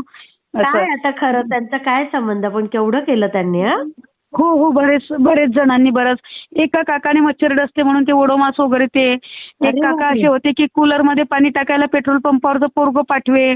मग तिथे एकाने ते संडास बाथरूम बोलवली, ती मोबाईल असते ना, हो मोबाईल ती, नगर परिषद कडून. एका जणाने नगर परिषदला हे केलं तर तो फवारा मारायला यायचा रोज. म्हणजे फक्त उपोषण बीडकर भगिनीचं नव्हतं ताई, तर तिथे असणाऱ्या प्रत्येकाचं उपोषण होतं.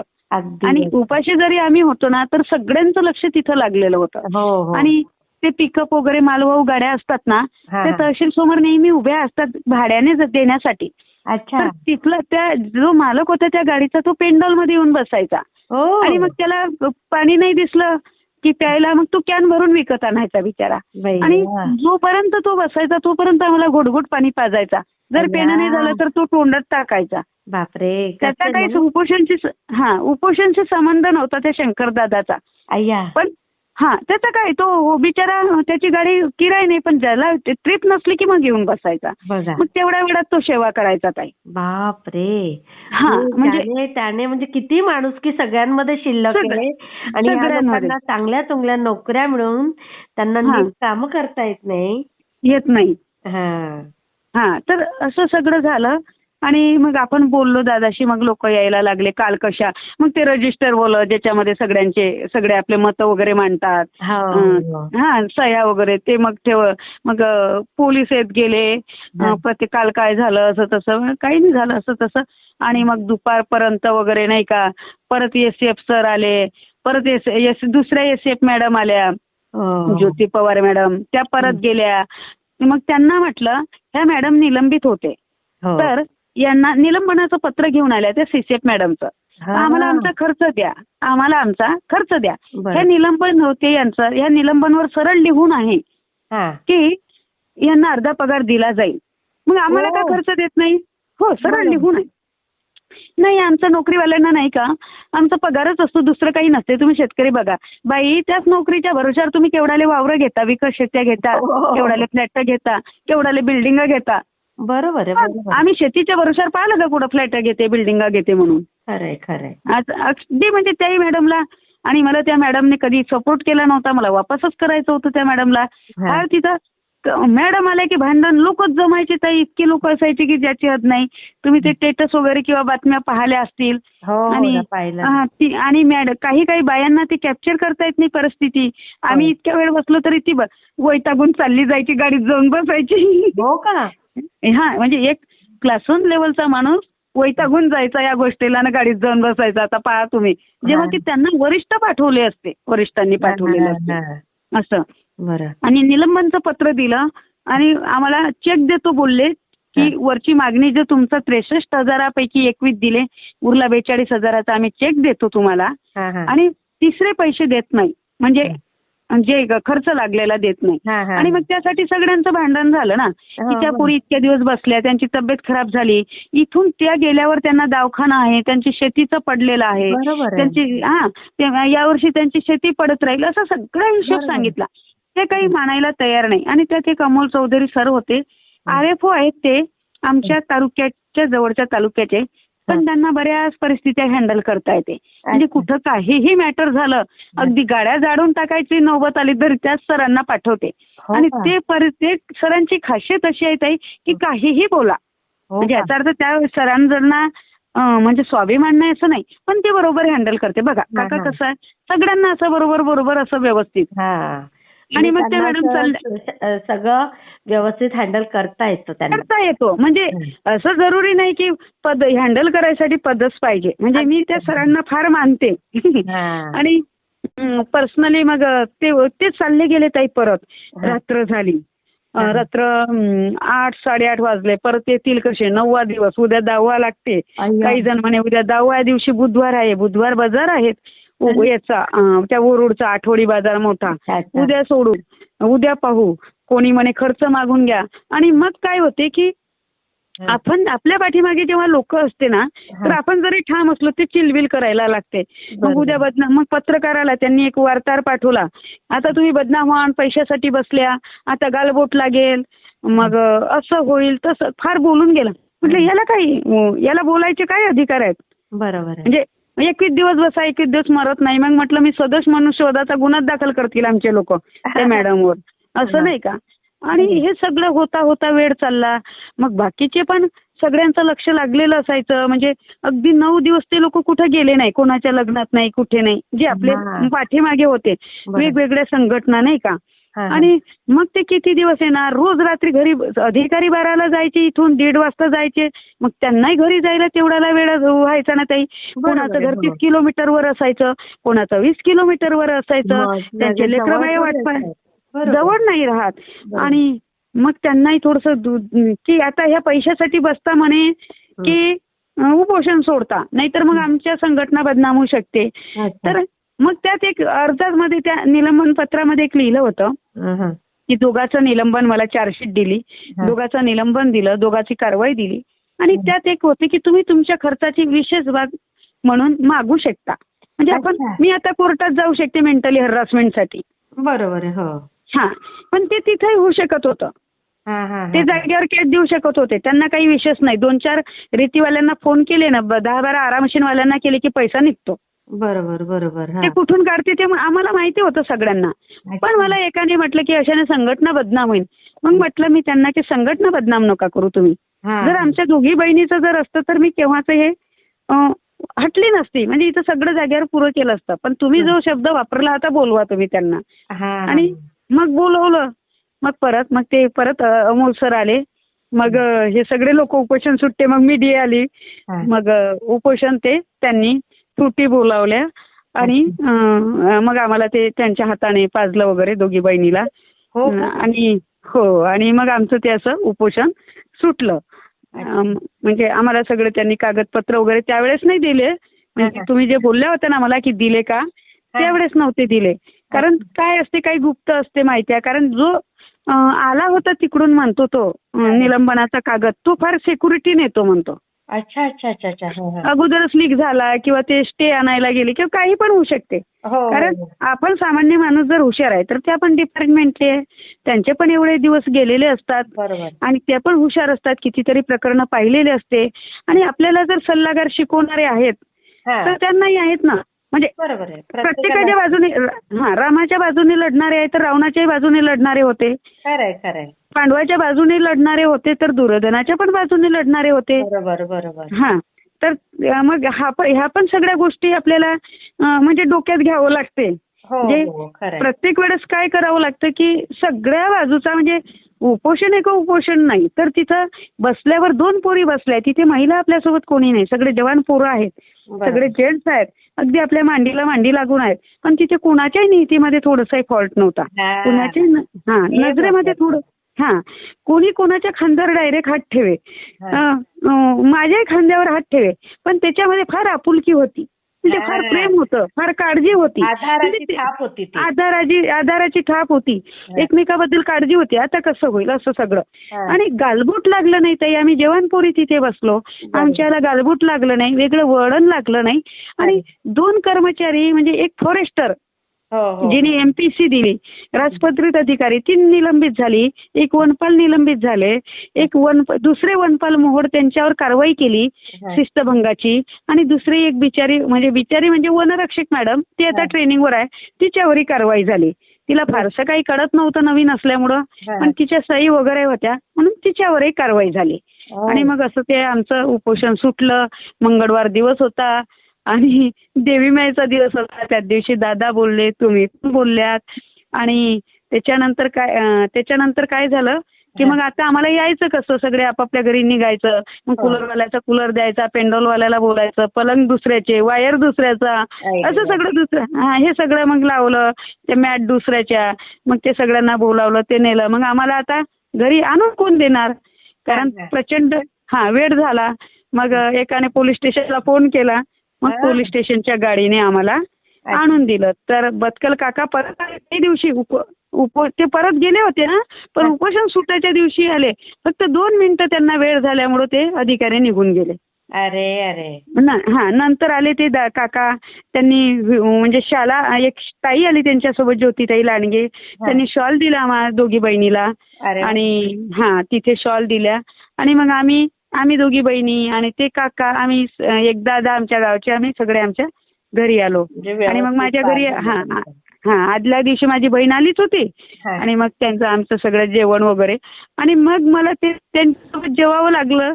तर मग फक्त मी वरणाचं पाणी पिली. हो बरोबर. मग थोडी सुद्धा चावताना त्रास होत होता. म्हणजे ती सवय तुटली होती ना. बरोबर. आणि सुरुवातल्या दिवशी 2-3 दिवस भूक लागायची. नंतर काय वाटायचं की हे बरं आहे उपोषणावर बसलं, म्हणजे आणावं लागत नाही. साखर आण, मीठ आण, पाणी आण, सगळं घरामध्ये असताना काय होते ताई, आणा. आणि तिथे जर आम्हाला कोणी म्हटलं ना की निंबू सरबत आणू का, नाना. तिथं सगळं नाना. आणि घरात कसं सगळं आणा, असं सगळं तिथं सगळं विरुद्ध होतं. आणि मग असं सगळं झालं आमचं. आणि आम्ही घरी आलो. मग बत्कल काका त्यानंतर 2 दिवस आमच्याकडे राहिले. नंतर ते गेले बत्कल काका. पण त्या गोष्टीने काय झालं ताई, ते जे असं झालं की इतकं सगळ्यांचं लक्ष लागलं. आणि 1 वर्षापूर्वी एक प्रमिला भाजीखाये महिला होती, विधवा होती बिचारी. तिला नाही का अस्वलने खाल्लं. विधवा. आणि 2 मुलं होते, एक कुठंतरी पुण्या बिण्याला शिकत होता आणि एक घरी होता. आणि मग ह्याच मॅडमने, जिला मी निलंबन केलं, ह्या मॅडमने असा अहवाल दिला ताई वरतं की हिला अस्वलने खाल्लंच नाही. असा अहवाल दिला ताई. आणि म्हणजे त्यांना काही भरपाई वगैरे म्हणजे काहीच नाही ताई. ते पुण्यातलं पोरगं गावात आलं, खेड्यात कामाला जाते. 1 वर्ष सगळ्या सरकार दरबारी गेलं, सगळ्या आमदार खासदाराजवळ गेलं, तसंच पेंडिंग होतं ते काम. पण त्या दिवशी जे खासदार मी बोलली ना की ह्या मुलींनी, म्हणजे राज्यसभेचे खासदार, ते बोलले की मी सीसेप मॅडमची मीटिंग लावतो. तर त्यांना बोललं की किती प्रकरण आहे सर आपल्याकडे असे. नाही ते बोलून घेतो म्हणे मी प्रकरण आज त्या दिवशी. आणि त्या दिवशी ते बोलले डायरेक्ट त्या पोराचं सीसेप मॅडमने मग हे काढलं की याची द्या. आणि मग आमचं फार गरम होतं ना ते प्रकरण. आता त्याही पोराला 20 लाख रुपये भेटणार आता. भेटणार. त्याची फाईल कालच गेलो आम्ही त्या पोरासाठी, 2 दिवस आधी गेलो. तर ते अधिकारी सांगते मला, अमल चौधरी, की मी पहिले 10 लाखाची FD देतो त्या 2 पोरांना, मग 5 लाखाची देतो आणि मग 5 लाख त्यांना अकाउंटमध्ये टाकतो. अरे वा. आणि आता त्यांचं शिक्षणाचं वय गेलं असेल निघून. गेलं. आणि नाही ते करू ताई, त्यांचं भरपाई काढू आम्ही. आणि नवीन GR नुसार 25 लाख काढू. पहिले आता हे घेऊन घेऊ, कारण हे जर घेतले नाही तर त्या पोराला अडचण येईल. उगाच ते पोरगं असं नाही म्हणायला की यांच्यामुळे खोळंबा झाला. ते 20 लाख भेटू द्या. परत कोणीतरी वकील पाहू आम्ही त्या पोरासाठी. आणि नवीन GR नुसार 25 लाख भेटते. आम्ही त्या पोरांची ते करून देऊ. आम्ही समिती नेमली. म्हणजे यांच्याकडून जर वन विभागाकडून कोणावर अन्याय झाला की आम्ही समिती तिथे काम करू. अरे वा. आणि याच्यामुळं काय झालं ताई, माझ्या प्रकरणामुळं आता जे तुम्हाला माहिती आहे का, एप्रिलमध्ये 2 दिवस सतत 2 माणसाला अस्वलने हमला केला. बापरे. आता एप्रिल महिन्यात 25 आणि 26ला. तर त्यांच्या पण फाईला निघाल्या. हो ना. त्यांच्या पण निघाल्या. आणि ते सर बोलले, अमोल चौधरी सर RFO, त्यांनाच चार्ज भेटला तो. ते सर बोलले की 8.5 लाख रुपये मी माझ्या सहीने टाकणार. आता सगळे ज्यांचे पेंडिंग केसेस होत्या माझ्यासारख्या, त्या सगळ्यांना 8.5 लाख रुपये ॲट ए टाइम टाकणार. म्हणजे उपोषण करत्या बिडकड बहिणी होत्या, त्या बिडकड बहिणीला कोणीही शेतकऱ्यांनी साथ दिली नाही. पण बाकी संघटनेचा एक व्यक्ती म्हणून त्यांनी साथ दिली. पण भलं मात्र सर्कल मधल्या सगळ्या गावाचा झाला. तर असं तो उपोषण होतं. असं उपोषणाचं म्हणजे सांगता झाली. आणि आता हळूहळू कुठे तब्येत म्हणजे एकाएकी नाही होत, त्रास होतोय. तिथं फार जोश होता आम्हाला मंडपात, फार ओरडोय. त्यावेळेला कळत नाही. कळत नाही. फार टावटाव करतो. बरोबर आहे. पण आता उपोषण सुटल्यावर 15 दिवस होईल मंगळवारला. पण मला अजूनही बोलताना धाप लागते. बाई ग. म्हणजे जे 20 किलोमीटर रोज चालणाऱ्या पोरी 2 किलोमीटर चाललो की जरा थकल्यासारखं होते. हो ना. हा, तर आता हल्ली बहिणीच्या पोरी आहेत, म्हणजे आम्हाला जोश यासाठी ठेवलं, कारण त्या असेल तर आम्ही स्वयंपाक करून त्यांनाही खाऊ घालू आणि आम्ही खाऊ. म्हणजे एकीमेकीमुळे नाही का, त्या माय कसं लेकरांना दुखलं सुकलं तरी लेकरासाठी करून खाऊ घालते, तसं त्या पोरी काही लहान नाहीत, मोठ्याच आहेत, पण तरी त्या पोरीमुळे आपणही खाऊ आणि त्यांनाही करून खाऊ घालू आणि त्यांची मदतही होते. आणि ह्या दरम्यान केंद्रे दादांना फार माझी काळजी, ते तुम्हाला त्रास म्हणजे फोन करून करून सांगत होते, त्यांना सांग. मला सुद्धा सारखे फोन करायचे की तुमचं जरा ऐकतील, त्या आईच्या मायने तुम्ही बोलता तर तुम्ही त्यांच्याशी समजवा, त्यांना बोला, अशी त्यांना काळजी वाटत होती, सारखी काळजी वाटत होती. आणि मलाही फोन काय की न्याय तर मिळेल, पण उद्या त्यांनी कोणी बदला नको घ्यायला या पोरींचा, असं. हो हो हो हो. म्हटलं काही नाही, त्या एकट्याच नाहीत आता, म्हटलं दादा आता त्यांच्या मागे मोठी टीम आहे. मग तेव्हा कुठे समजत होते, त्यांच्या मिसेसला काळजी, सुनेला काळजी, सगळ्यांनाच काळजी होते त्यांच्या घरात. मला वाटते मला आईचा व्हिडिओ कॉल आला होता तिथे, आणि मी म्हणजे असे अधिकारी सगळे असतात ना, दिवसभर कोणी राहायचं, तर मी रिसिव्ह नाही केला. आणि तिथं गोष्ट अशी झाली की आम्ही 9 दिवस रात्री झोपलो नाही ताई. अय्या. म्हणजे 9 दिवस ना दिवसा झोपलो ना रात्री झोपलो. आई ग. झोपेत आलो, कोणी काही केलं तिथं. बरेच जणांनी पोरं पण पाठवले की ते आपले बॅग चेक करतील, सरळ पेंडॉल मध्ये घुसे. एकाला तर मी बोलली दिवसाने, तर तो मलाच टावटाव करायला लागला जोरात. मग मी पोलिसला फोन केला. मग तेवढ्यात एक डॉक्टर डवंडे सर आले, त्यांनी पाहिलं, मग पळाला तो. म्हटलं सर बोलवा त्याला, त्याचा व्हिडिओ करू आपण. आणि मग तेवढ्यात ते दुसरे सर आले, म्हणजे पोलीसचे खुफिया सर आले, आणि म्हणे आता घाबरू नका. मग ते सतत दे. असे पण प्रसंग घडले, तर तिथे फार अलर्ट राहावं लागत होतं. आणि अलर्ट कोण राहणार, म्हणजे आपल्यालाच राहावं लागेल ना, आपल्यालाच करावं लागतं. शेवटी कसं आहे की पोलीस असले तरी आपल्याला जागरूक राहणं गरजेचं आहे. शेवटी कसं आहे, ज्याचा संघर्ष त्याला आहे. आणि दादा मला आधी पण बोलले, उपोषणाच्या आधी, मी उपोषणाला बसणार दादा, मी सांगायची, आणि जास्त ताणू नको, तुला माहित नाही सरकारी डिपार्टमेंट कशी असते, कंपनी पासून आणि सरकारी डिपार्टमेंट पासून पैसा काढणं साधं नाही. आणि तुला पैसे भेटले ना तुझे म्हणजे बस झालं, जास्त जाजू नको, ताणलं की मग आपद होईल. आणि मग आलं त्यांचा फोन उपोषणानंतर, ते सगळं झालं का, म्हटलं हो. म्हणजे सगळं झालं ना नीट, म्हटलं हो. म्हणजे आता उगाच तुला कोणी काही बोलणार नाही की फालतू बसली. म्हटलं फालतू बसली नाही, म्हटलं दादा, ते वारं पेटलं, म्हटलं सगळं. उपोषणाला 78 वर्षाचे भाऊजी पण बसले, म्हटलं. खरं. असं. पण दादांना फार काळजी, म्हणून मी सतत तुम्हाला सांगायची ताई, तुम्ही दादांना सांगा आम्ही व्यवस्थित आहोत. हो, मी सांगत होते त्यांना. मी कंटिन्यू सांगायचे त्यांना, कारण ते एवढ्या बिझी शेड्यूल मधनं पण मला कॉल करत होते सारखे. हो ना. हो, सारखे करायचे. आणि त्या वहिनीचा पण फोन यायचा, सारिका वहिनीचा, बरे आहेत ना, मेसेज, बरे आहेत ना तुम्ही. पण काय व्हायचं की तिथे चार्जिंग नव्हती ताई, तिथे मला मोबाईल दुसरीकडे द्यावा लागे, मग सायलेंट फोन करून द्यायची आणि दुसरीकडे द्यायची, जा चार्जिंग करून आणा. हो का. हो. म्हणजे फार गोष्टीची हे येते ना, पण माझं लक्ष सारखं दादांकडे होतं. आणि मी तर स्वामीचं एवढं करायची, तुम्हाला सांगू नको. आणि सगळं 4 वाजतापासून जप माळ वगैरे, माळा बिडा मंत्रबिंत्र करायची. आणि मग प्रश्न पडत होता की या कुठल्या याच्यातल्या मुली आहेत असं. सगळ्यांना.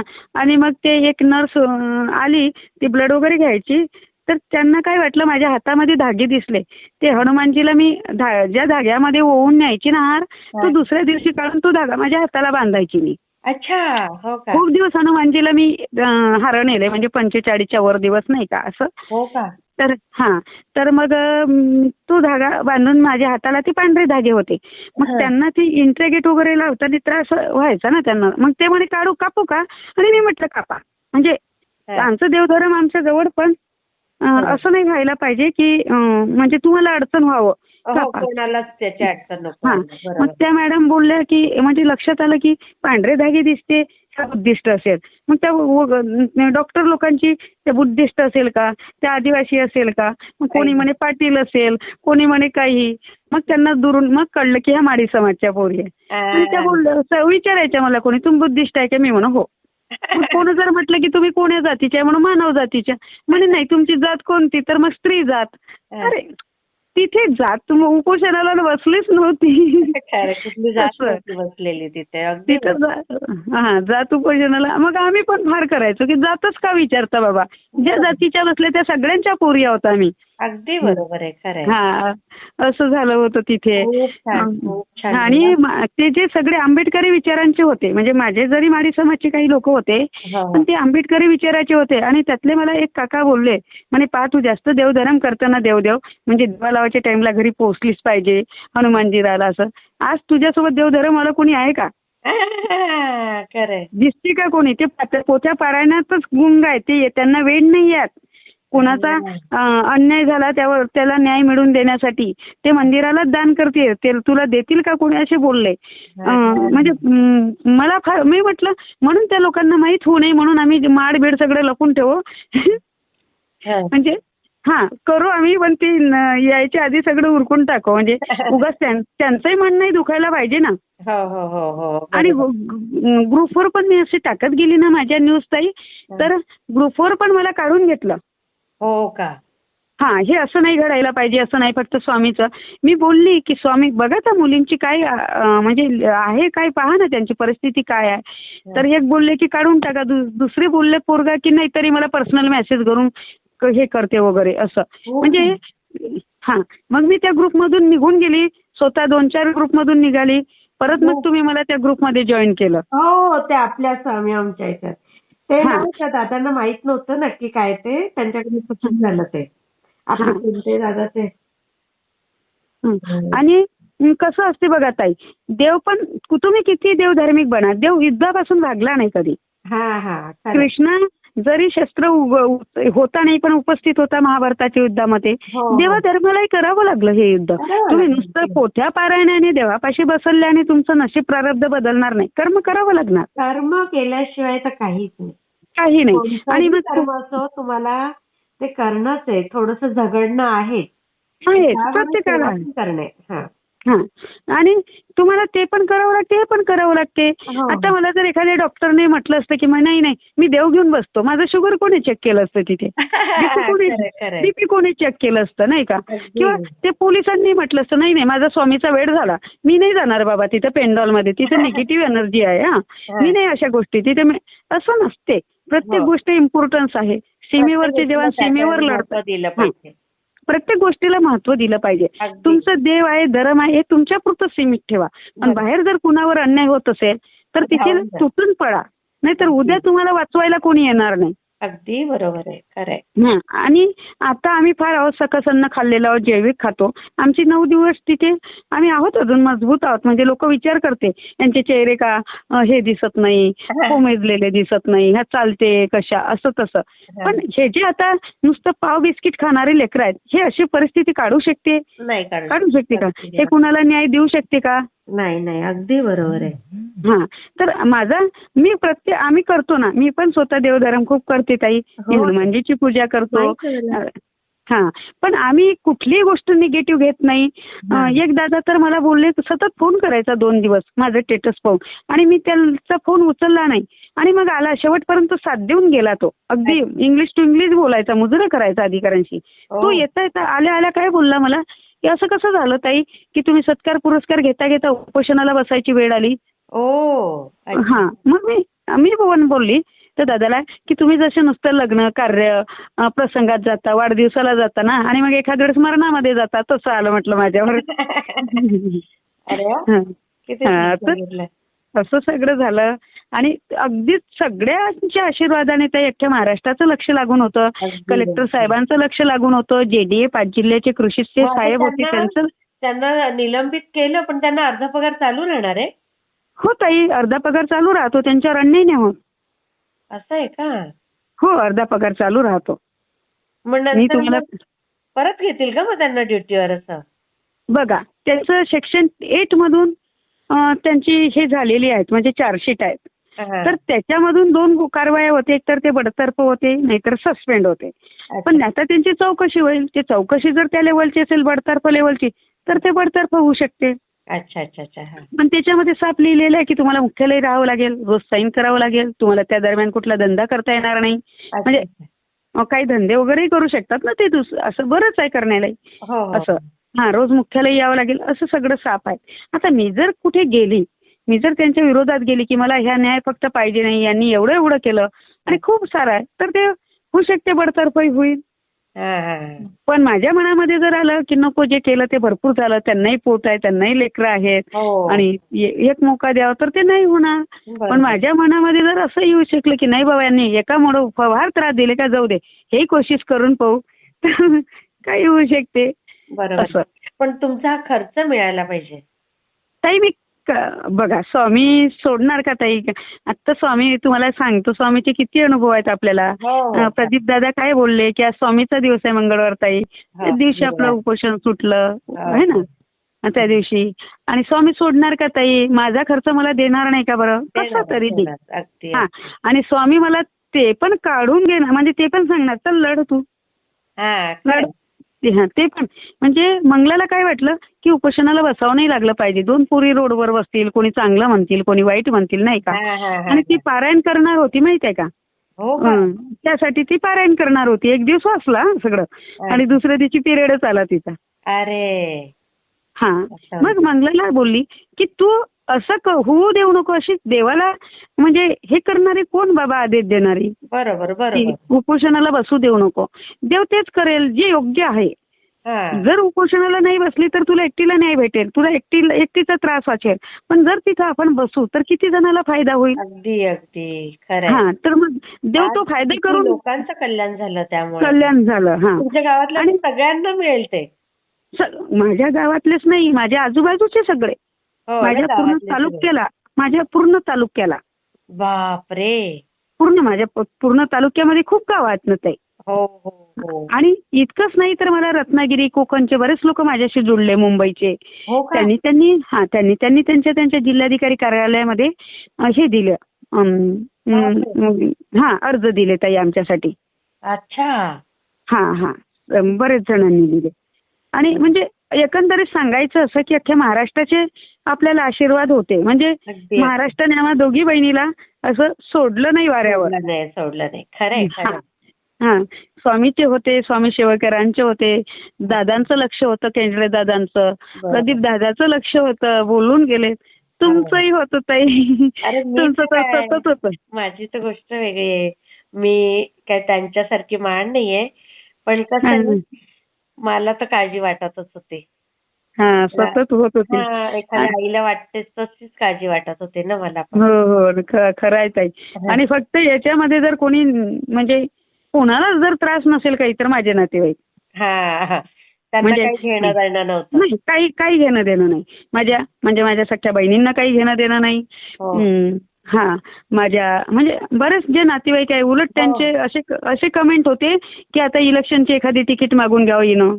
बघा, हा, म्हणजे किती घाणेरडे विचार. माझ्या आत्याकडे जाऊन माझा सख्खा चुलत भाऊ म्हणे आता इलेक्शनची एखादी तिकीट मागितली पाहिजे ना. बापरे. हा, तर मग माझ्या आत्याला बोलली मी की त्याच्याजवळ बापाचा पगार आहे, म्हणजे आई वारली मोठी आई, तर तरी पेन्शन भेटतं ना तिचं, टीचर होती तर. मायबापाचा पगार आहेत, बिल्डिंगचे किराय आहेत, आता पोरगं इंजिनियर आहेत, आणि ह्या सगळ्या याच्यामुळे माजलंय, त्याचं डोकं काम करत नाही म्हटलं शहरी लोकांचं. त्यांना शेती समजतच नाही, काय अन्याय झाला माहीतच नाही. मी कुठल्या कारणासाठी उपोषणाला बसली काही माहीतच नाही. काही माहितीच नाही. आणि असं दर उचल उड आता उपोषणाला. आणि माझी आत्या काय बोलली मला की तूच का नाही बसली म्हणे उपोषणाला महिना, तिला का बसवलं मंगलाला. ती मंगला स्वतःहून बसली ना, तिला पण नाही का बोलली त्या दिवशी, म्हटली ही कशाला उपाशी राहते. ही कशाला, नाही मी जेवणारच नाही म्हणते. हा, उलट केसच तिच्या नावानं होती, मंगलाच्या नावानं, पण तिच्या वतीनं मी बसणार होती. मी सगळ्यांना विचारलं की हिला मी बसवत नाही, जर तिला मी बसवलं आणि मी बसली नाही उपोषणाला तर माझ्यावर सगळेजण म्हणजे नजर ठेवेल की मला सगळे बोलेल ना, गालबोट लावेल, ही मोठी शाईनी टावटाव करायला लागली आणि लहान बहिणीला बसवलं उपोषणाला आणि ही बाता मारून राहिली. तर मी तिलाही सांगितलं तू बसू नको. मी तहसीलदार सरांना सगळ्यांना सांगितलं, म्हणे काही हरकत नाही मीच बसणार. पण ती जेवतच नव्हती. तर तिला म्हटलं तू जेवत जा ना, पण ती जेवतच नव्हती. किती ताकद दिली तिला स्वामींनी.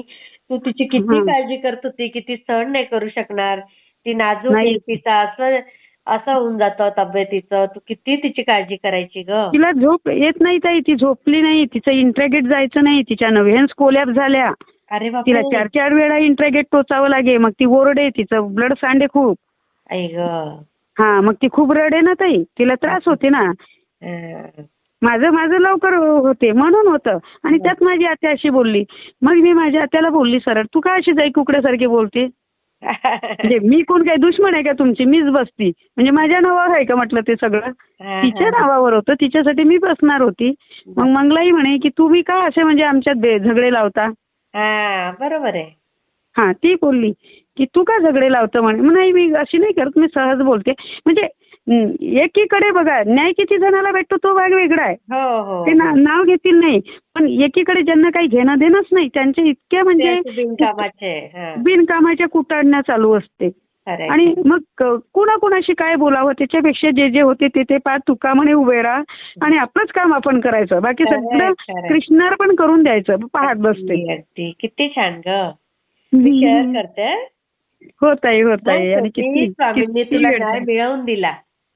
हा ताई, दिला. आणि सगळ्या शिवेकरांचे आशीर्वाद होते मला, सगळ्यांच्या शुभेच्छा होत्या लहान मोठ्यांच्या. सगळेच म्हणत होते आपल्याला टाकलं होतं ना. हा. आणि तुम्ही तर प्रदीप दादा म्हणा की तुम्ही म्हणा की केंद्रे दादा म्हणा, मला नेहमी वाटायचं तुम्ही साक्षात आमच्याजवळ सूक्ष्मरूपाने येऊन बसले आहेत. जेव्हा कोणी नाही नसायचं ना, तेव्हा आम्हाला वाटायचं स्वामीच आमच्या सोबत आहे. खूप छान. आणि मी शेअर करते. होत आहे. श्री स्वामी म्हटला ते मला कमेंटमध्ये नक्की सांगा. आणि व्हिडिओ आवडला असेल तर लाईक, शेअर आणि सबस्क्राईब करायला विसरू नका. आणि हो, तुमचेही असेच काही अनुभव असतील तर या दिलेल्या नंबरवर रात्री 9 ते 10 ह्या वेळेमध्ये तुम्ही शेअर करू शकता. श्री स्वामी.